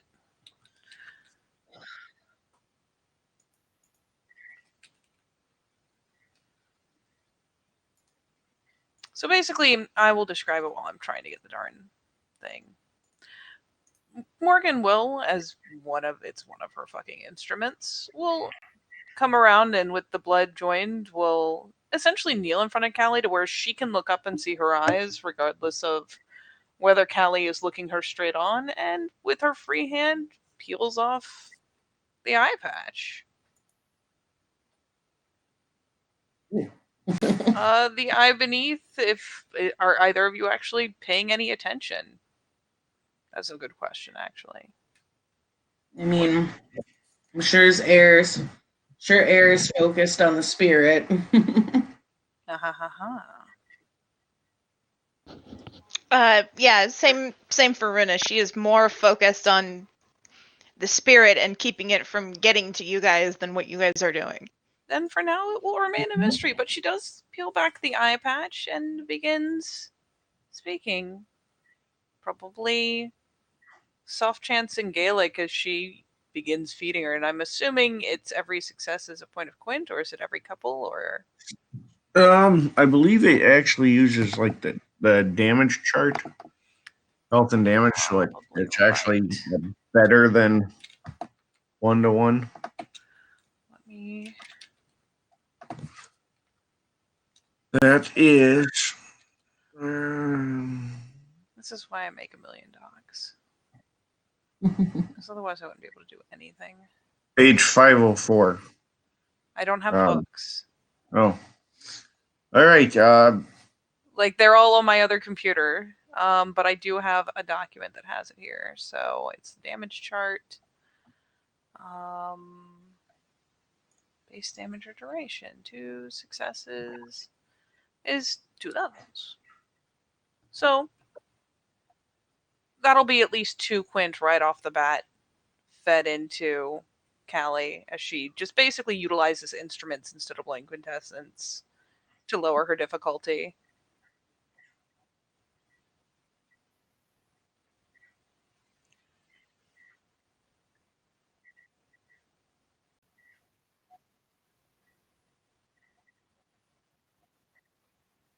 Yep. Don't forget to use tools and stuff to keep lowering the dip.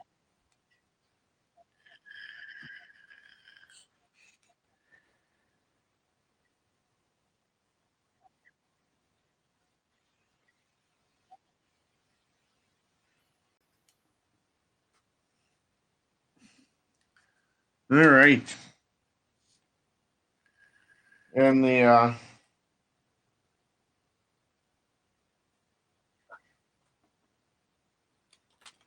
the shackles on the angel do suddenly kind of shatter.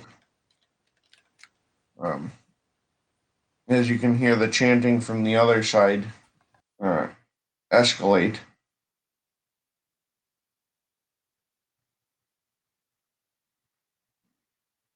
And then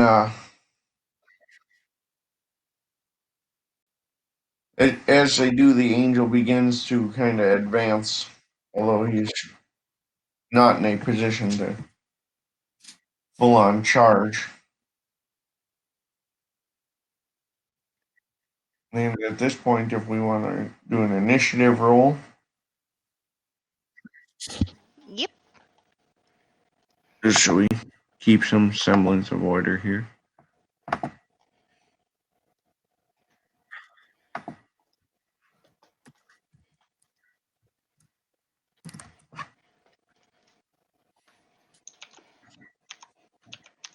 Air burns are one good roll.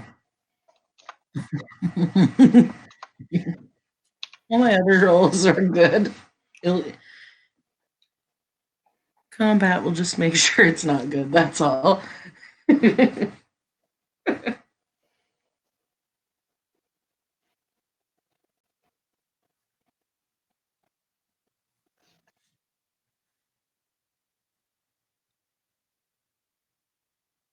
I think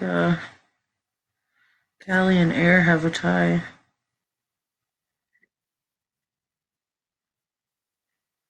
Oh, your total deck is, or your total thing is 6. I just saw 15 there, so I was like, huh? Oh, I can't. Okay. You're looking one roll. I was looking. Yeah. Okay. Just because. Are Callie and Morgan needing to co-cast? Is she providing the prime for what you're doing? Okay. Then I will just assume we go at the same time. And I guess we Yeah. can both roll for the ritual at the same time. Yeah, that's fine. All right. So, Air, you are first to act. Of course I am. Get it, bite it. I am gonna hopefully tick this thing off and hope it focuses on me and take a leap at it with some werewolf claws.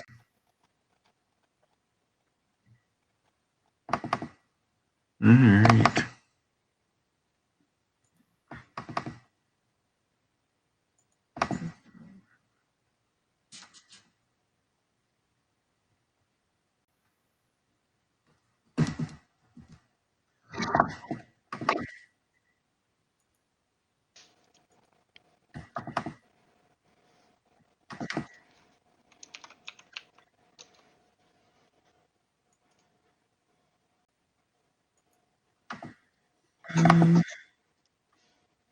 I'm in Krynos too, so All right. So, Right, Dex Dex is is- an additional 1. So, you're at Dex of 4, Brawl of 3. 2 from the totem. So 4 and 9. 5.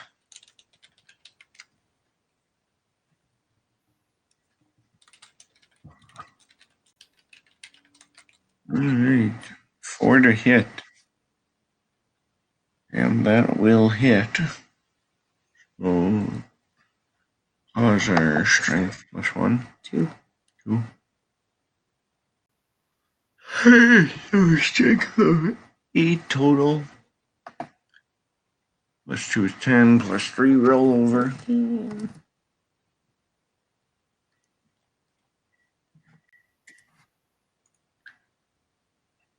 You deal 6. That ones don't count on damage. You don't.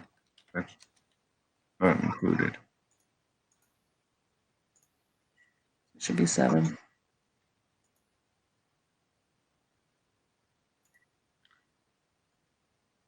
And why it included that.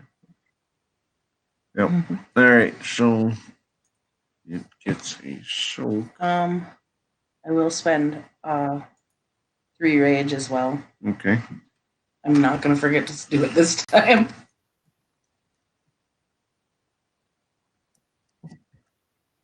And he has a terrible soak. And also only soaks 2.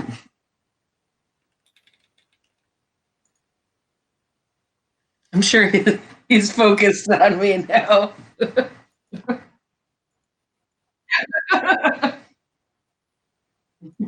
Yeah, right off the bat, 4. I mean, granted, it is a spirit in the Umbra, so it's still swinging heavy, but No lucky. alright. So next to act will be Runa.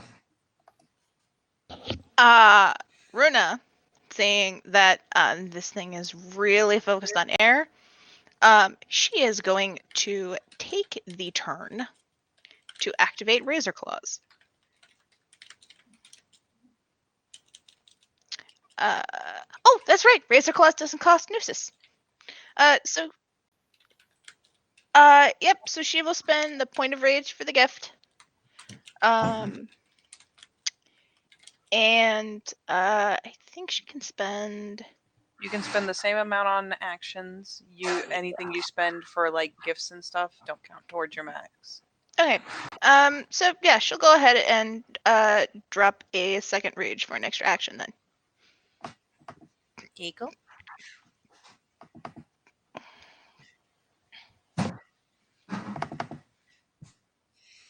And then Team Mage. Yeah. Continue utilizing as many tools as I can throw a stick at. And actually, I will drop a willpower too. Let's make this weird. If you've got the willpower to spend, always spend it on your effects. Yep. So that is 2 from me. So we had 2, and then I've got 2, and you've got 1 more. So we're up to 6 successes. Oh, 3? Alright, then we are up to 7 successes. Exercising the poop out of it. Sadly, we cannot spend rage.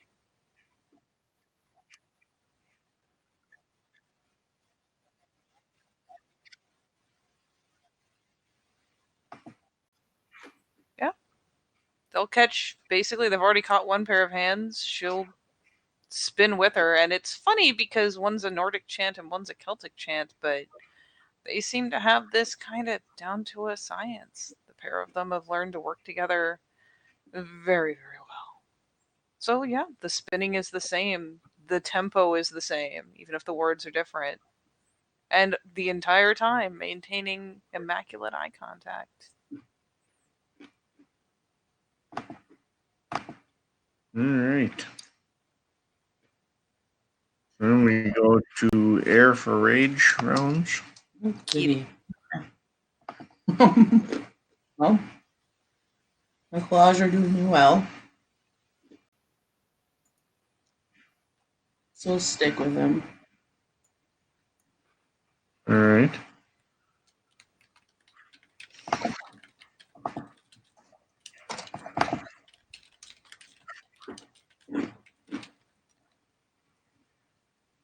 Three to hit.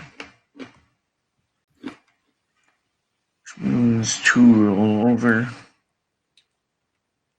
Which means this is 12.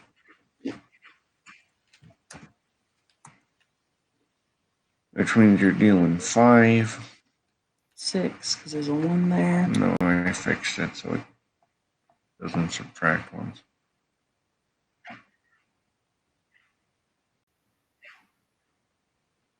Okay. Alright, he's got a soak. And he does soak all 5 of them that time. What a joke.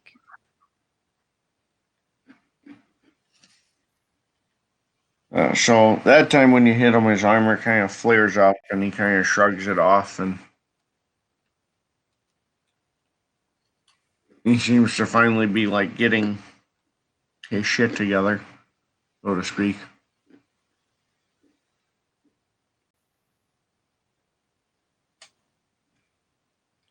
Alright. Runa has a rage action as well, correct? Yep. And she is going to claw the spirit. Alright.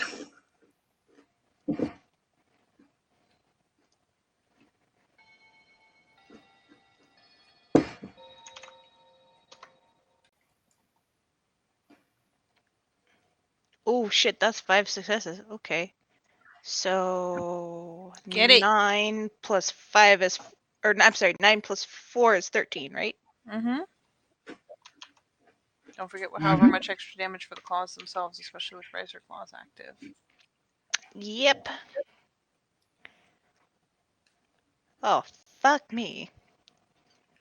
It feels Yeah, weird yeah. and wrong to be rolling this many dice. Do it. Yeah, it is. That's 7 damage.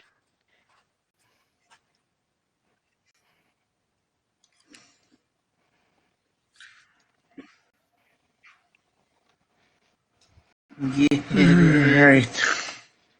Don't stop till you get it. He soaks 3 of them.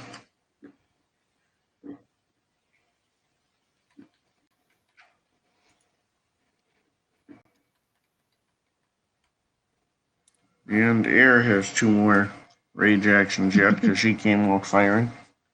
Yeah, I'm really angry at the Yeah. urge. Only crush an hour you'll ever find. Yep. Mm-hmm. Oh, Well, and that's just it, because effectively you're attacking its essence too. Exactly. So Co-op. 3. He soaks 3. You take your last one for 5, which is 14 for damage, 6 damage. And he soaks 5 of them. see, it's combat. It wasn't going to go well. All right. Then we'll move into the next round. Okay. Here's first act. Go out on a limb and see if she's gonna carry on with it as usual. I mean, I could take a snap at him, and I think it lowers the diff to 5. Diff 5 him. Yep. Chomp chomp. Yep. Rhinos chomp chomp. So that's a diff 5 instead of a 6. Bite damage is that still +2? In Krynos, I believe it's +1. Okay. And his boat's too. All right. So you still got 4 to hit.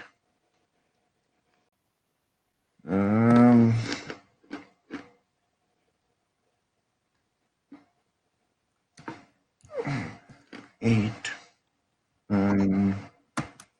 3 is 12 damage. 6 damage.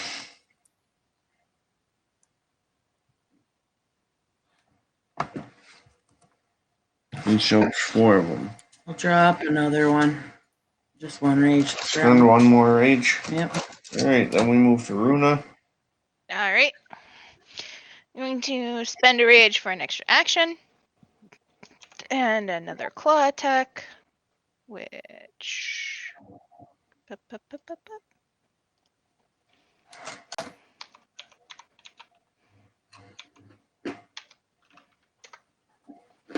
That was just 3 successes, so... Okay.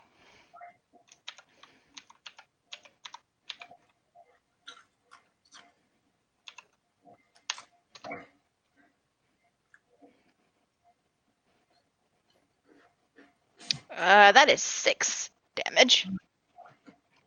Unfortunately, I don't have any applicable specialties. And he soaks 5 of them. He's on a roll. Right, back to Team Mage.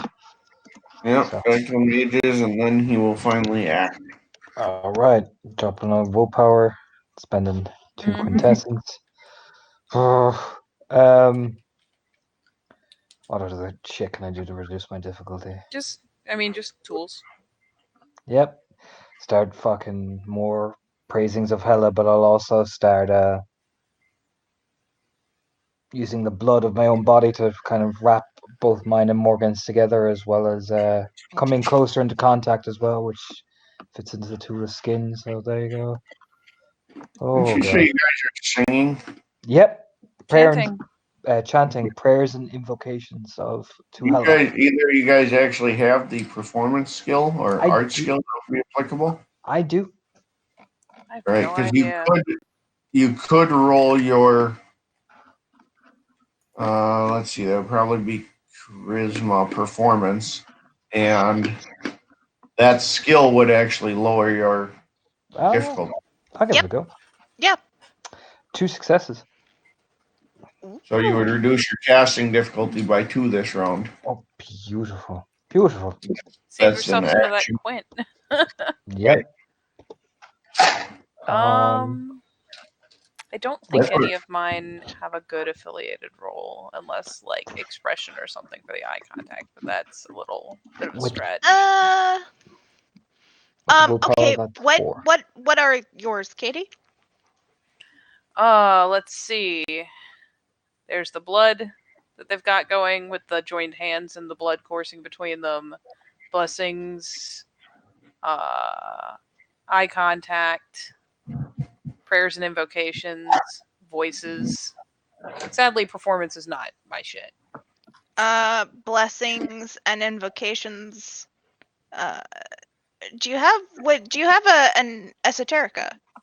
I have 1 point in esoterica because I have no idea how it works. Okay. I'm not. I'm gonna let John tell you what you would would roll. say, as far as blessings and invocations, if you're actually like performing a rite or a chant, like a ritual chant or something, I could rule charisma occult if you have a cult. I could do that. Do it. Fuck it, let's see what I get. Basically to like perform that chant correctly. Oh, that's okay.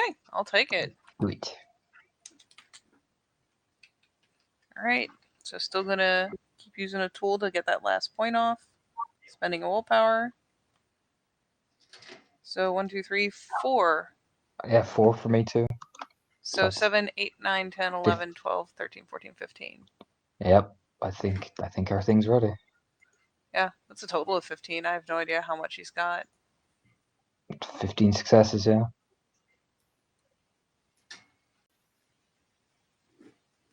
All right.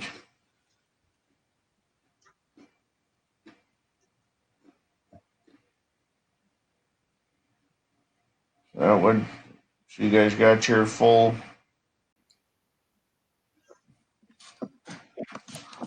I mean, in the end, it's up to you. You've got the running tally of its essence, so Yeah. you have to hit. Yeah, well, he had already taken some heavy abuse, so.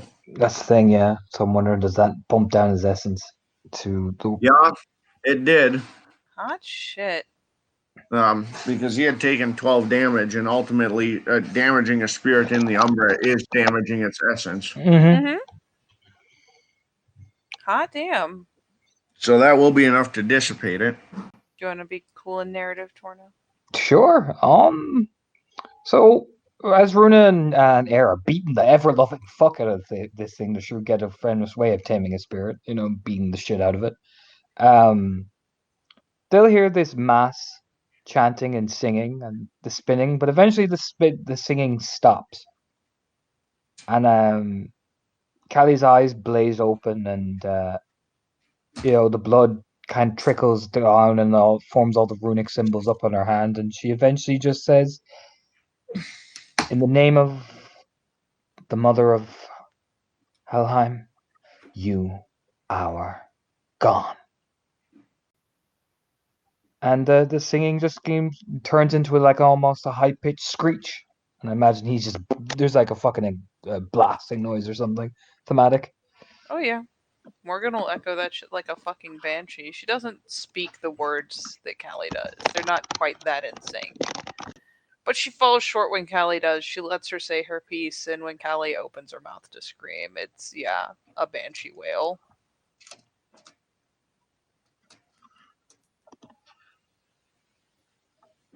And as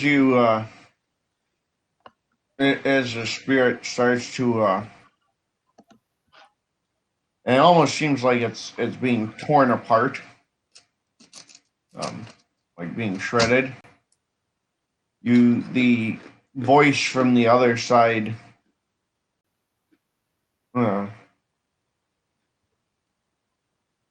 echoes as well, and it says,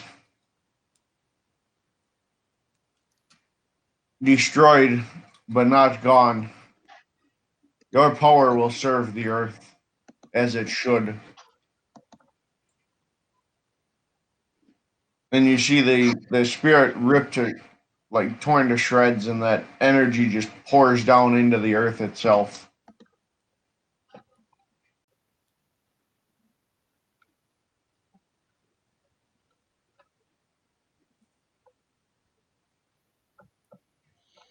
Yeah, Morgan will feel the slow sag of like Callie kind of slumping against her. So I burned a lot of fucking willpower there. her immediate, like, she's kind of caught up in the work all until Callie begins to sag, and then she snaps back to and is quickly kind of crouching, trying to scoop an arm under her, trying carefully at the same time not to let go of her hands.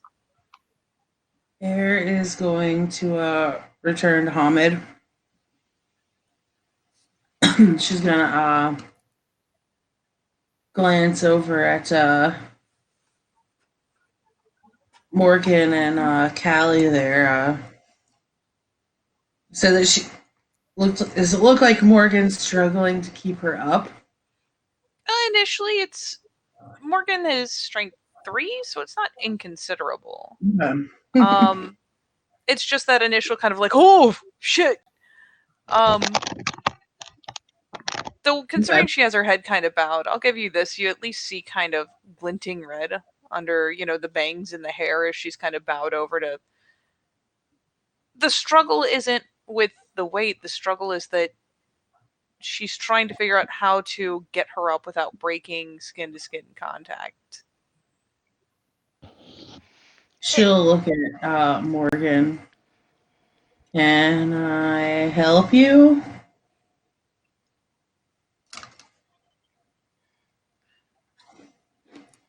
It's Sort of motions at Callie.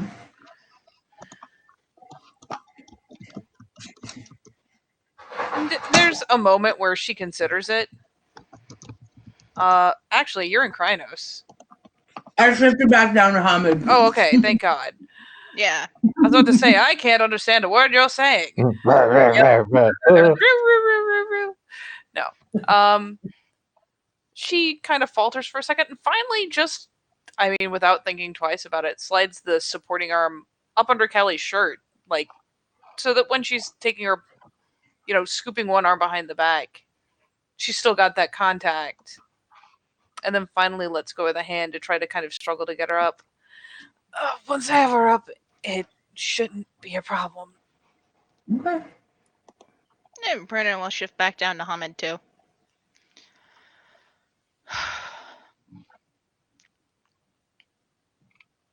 Yeah, it's a struggle, but she'll finally heave until once she's got her settled, she's good. Downside is she doesn't have a free hand anymore. So, as much as I can't seem to get it any other way, I will just do this. Because the computer hates me.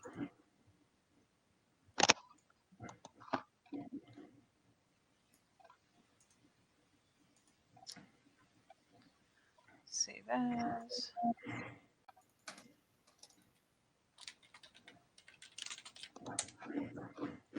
And then I will go over here. I'll just plug it in the other thing. So when, she doesn't have a hand free to pull the batch back down. So when you do look back over again. Right. Crimson Eye. Yeah, the masked eye is very definitely a functional eye. It's just, it's one of those things where it's like, I realize the picture's very pretty, but it's one of those things that should be kind of Eerie. Yeah, eerie and upsetting. Like, The slit pupil, the fact that the iris might be a slightly different size than the normal eye, it's just, it kind of catches a person off guard. Ooh.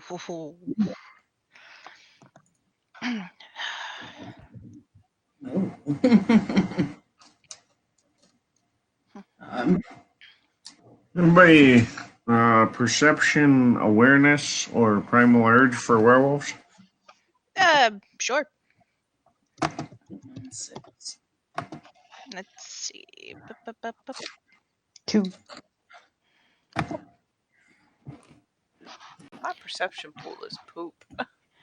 I will roll Primal Urge. Oh, but that's 2 successes. Woohoo! Go me.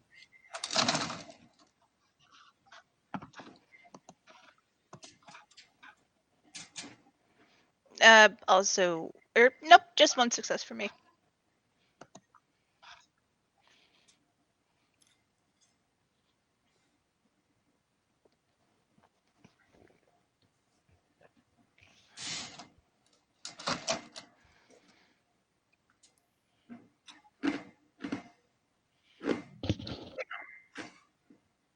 What happened?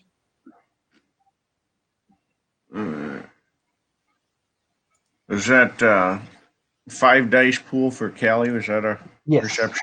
Okay. As awareness, yes. They all came in together. I wasn't sure. So, all right. You guys are standing in what feels like a very small or weak wellspring, but it wasn't there before. For the werewolves, that's basically like an empty cairn. Oh shit. Runa looks at Air. Air glances at Runa. So essentially the startings of a node in Mage Speak. Right. Yep.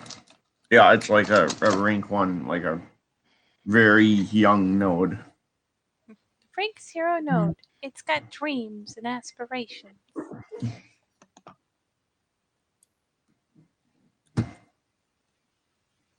Just looking down at Callie, trying to nuzzle some life into her. It would be in a church, wouldn't it?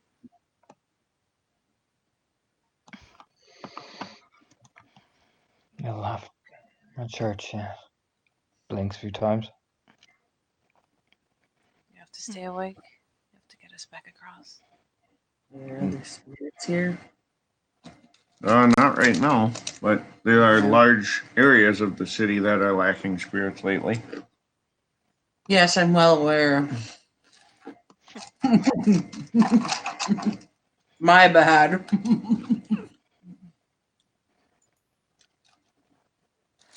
Can the two of you get back across on your own?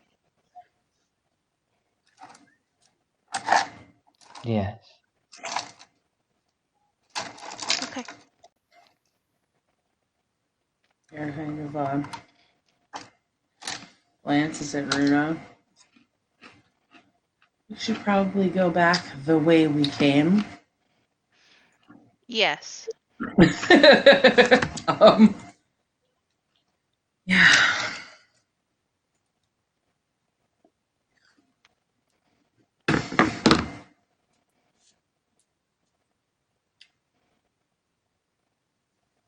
Air's gonna start walking back towards the bathroom where they came from. All right. She's still kind of just looking around, kind of skeptically at this point.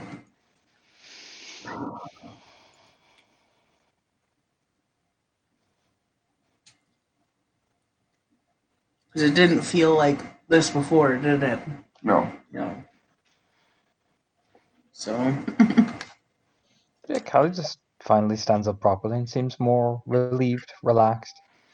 She just lets out the breath.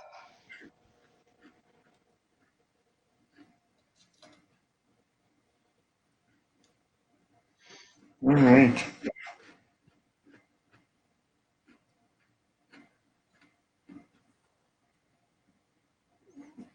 You guys are heading back, is that correct? Mm-hmm. All right. Okay. The difficulty to go back is 4, as the gauntlet is lower now. All right. And it really works better if I type it right, It it turns out. Yeah. Yay. No, I seem to have a problem with these hashtag things. Callie continuously hurts herself again for poor Morgan. Nope, time for Morgan to fix her up. Yep, I think I've got like 3 or 4 levels of bashing now at this point. Didn't you do at least one point of lethal while you were at it? Yep. Man, I mean, That's what happens when you got your blood magic, Katie. Yeah, but I mean, Morgan will see it. Like, there's notable cuts and scars, and you know what I mean. Like, she dug her nails in, or like even her scar starts to bleed as well.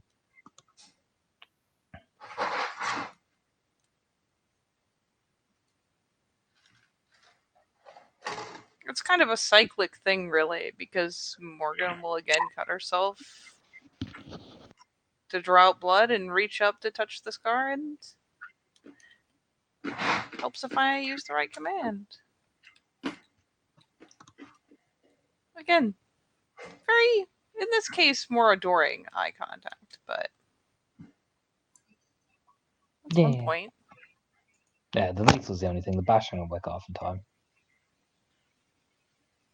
Air's gonna kind of keep an eye on the door until Morgan and Callie are done or back or whatever. Yeah, I only got one success, so I take about like 5 minutes to come through slowly. Yep. And when they do finally land, there is like, it's odd because one cuts herself, reaches out, lovingly touches the other, and at least, probably the bleeding from the scar just slows and stops. The damage is still there. It's just traded, almost. Okay, let's have that breath.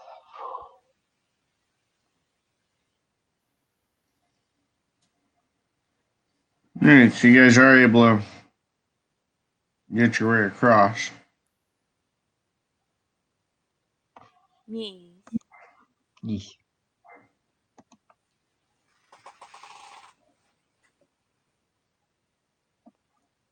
And on the other side, you'll find Mary is talking to the Friar. And you can see one hand is coated in blood. Like it's running down his arm. And he has the other hand on the Friar's shoulder. And he says, what that man had become was no longer a man, Friar, and certainly not a good Christian member of your parish. And the Friar looks down and he says, but even so, was this necessary?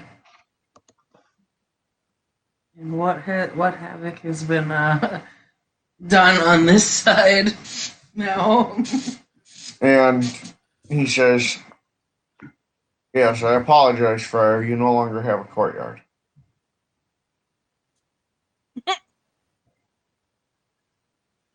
On the upside, your parishioners will not remember there was ever a courtyard. They won't notice there's a door to a courtyard. You don't have to explain no longer having a courtyard.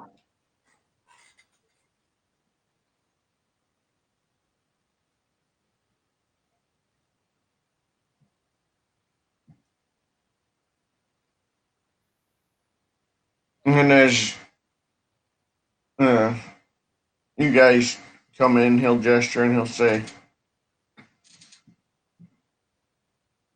and give it a bit to get it Yeah, it takes a second to transition. powered up, but there is a primordial and fairly savage node in the courtyard that doesn't exist anymore. Well, it exists for us, but other people won't notice it.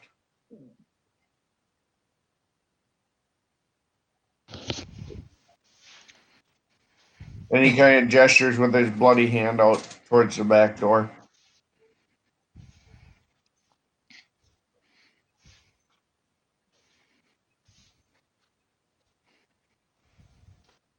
Air's eyes kind of dart between him talking and the other three that just emerged from the bathroom with her. I mean, I assume the door is plain as day to us, right? Yes. Honestly, I imagine Callie's still kind of wobbly.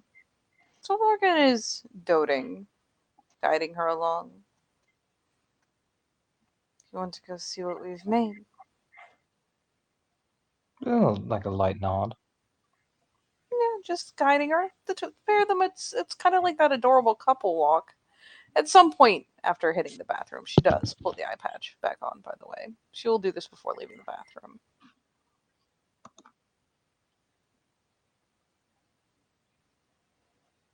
All right. You get back there, and Ilmari follows you out, and in back the body of this man is propped up against some of the burning logs. You can see now that it's being burned, but you can see where the chest cavity was ruptured.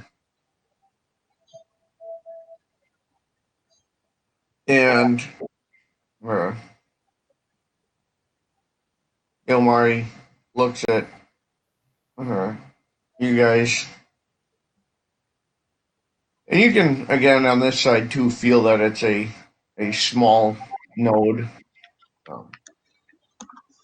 But the courtyard itself definitely feels more wild, more primordial. The plant life looks a lot more lush. The cobblestone looks a lot more kind of worn, moss covered type.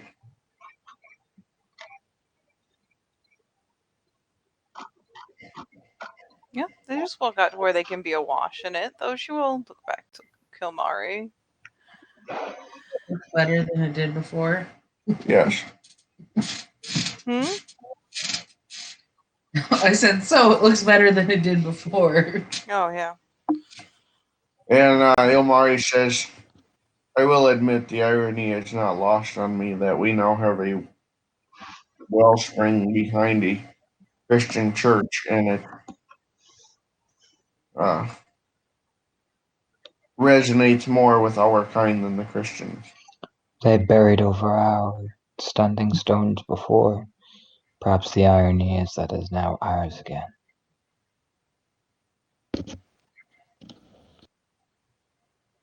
As you guys are talking, Sean actually comes up, and somehow he acquired another bottle of whiskey, having finished the one Morgan gave him.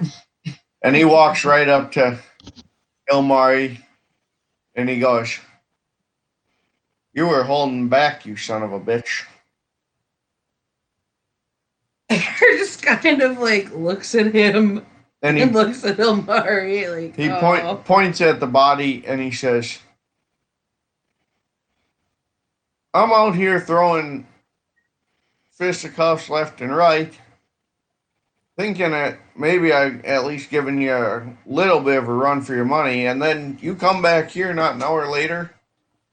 He goes, you ripped his fucking heart out. Who does that? She'll just slide on in. Hey, Sean! Wow, I didn't expect to see you here. Hey, remember me? I'm Grace's roommate.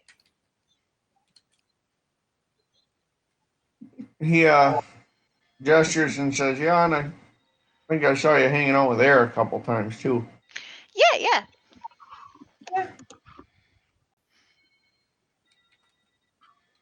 So You're tight, right, Runa? yeah, we're pretty tight. So you're telling me there's fights and I missed it?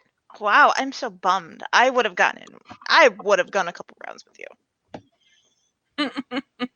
Air kind of like bites her tongue. She's like, He kind of looks at Callie Aaron will look right over. in the eyebrow. Callie will look over. There is the grass if you want to go a couple more. it's one of those like where she's trying not to smirk and make an innuendo. Callie will just look over. Well, there is now plenty of fresh fields for you to lay in. Right?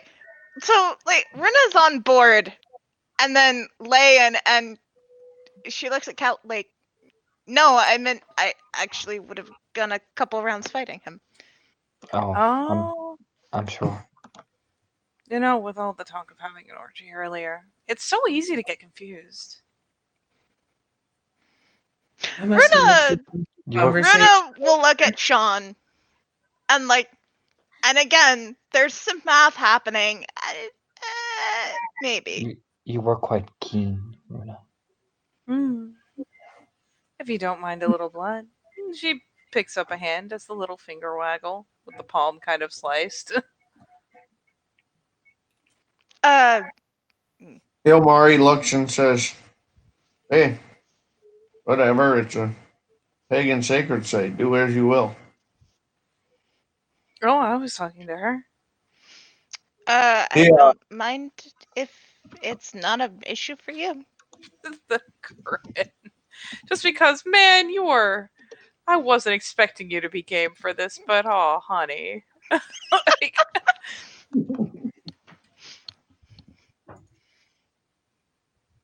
Ilmari turns, and as he walks away, you see him literally pick up this heart and bite into it like an apple. And he says, "I think I'm done here." Sean in the background. Who the fuck does that? Sean at this point doesn't know what to say. Just Sean just making the little flaily gestures, squeaking. Runa looks around. Oh, look, Sean, scotch, and tosses the bottle to him. He looks at it and he goes, "You fucking serious right now? Did you really just give a bloody Irishman a bottle of scotch?" Should have stuck with whiskey. And he Runa, just looks. this is whatever the problem is clearly lost on Runa. She doesn't know. It is. He just kind of looks around. He kind of puts his hand up and he starts to massage his nose, and then he kind of flinches a little bit because it's pretty swollen. And then he looks at Aaron and he says, "I assume I'll see you back at the trailer later." And he starts to head for the door. And he says, "Friar, You'll have to take a look at that nose. you'll have to get me She a kind of chuckles. ride. I'm in no condition."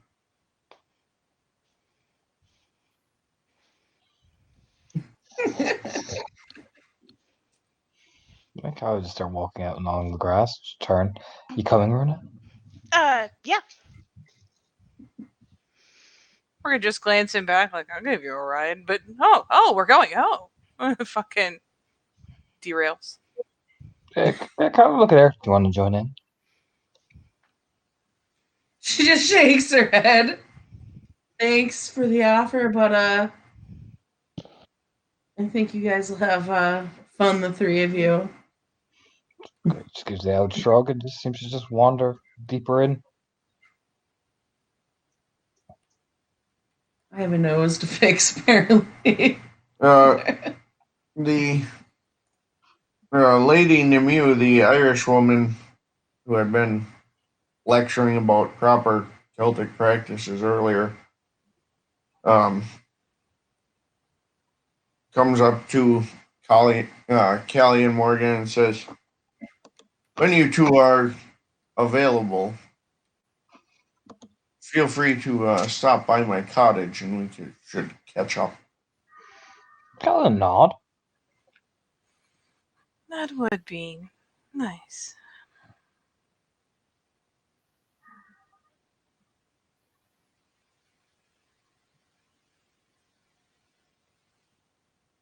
And as everyone's kind of heading out or beginning to move out, the friar kind of just starts getting the church squared away. He seems like he's kind of coming to grips with it. You will notice that while obviously the professor was not back here, the woman he was talking to is. You would know her because that's the woman who did your ring challenge. Oh, okay. Well, And Crispin, who he was the guy in the Wiccan in the suit. And he's kind of standing there looking around. He shakes his head and he goes, and they say us modernists are the ones who are dramatic and dark. As he starts to walk out, and then he stops and he looks at Elmari and he looks back at the body that's burning. And he goes, I always wondered if it was that son of a bitch that did it. And then he starts to walk away as well.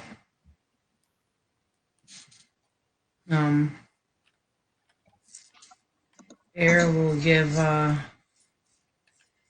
Fury a nod. But she wanted to talk to the professor. If she's going to talk to a guru about what she's going to talk to them about, it might as well be Thorgrim. The professor's in the church. He was just not, like, he's up in the front of the church reading. Oh, okay. And Ilmari's the one that she can't figure out what he is, right? Right. Okay. Tumo is mopping the church, like helping clean it up.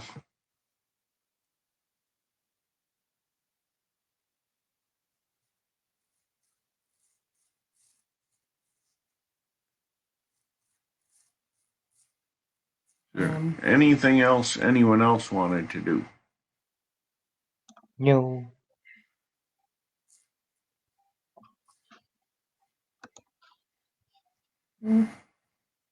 Everybody good? Yeah, I think so. Yeesh. Yep. I'm All good. right. As everybody kind of splits up to do their own thing and kind of wind down, I guess, from the night, so to speak. It's relatively quiet. The Friar and Tumo do have some further discussions, and the Friar does say that he will keep the others of his group away, that he recognizes that is a sacred space and not their sacred space.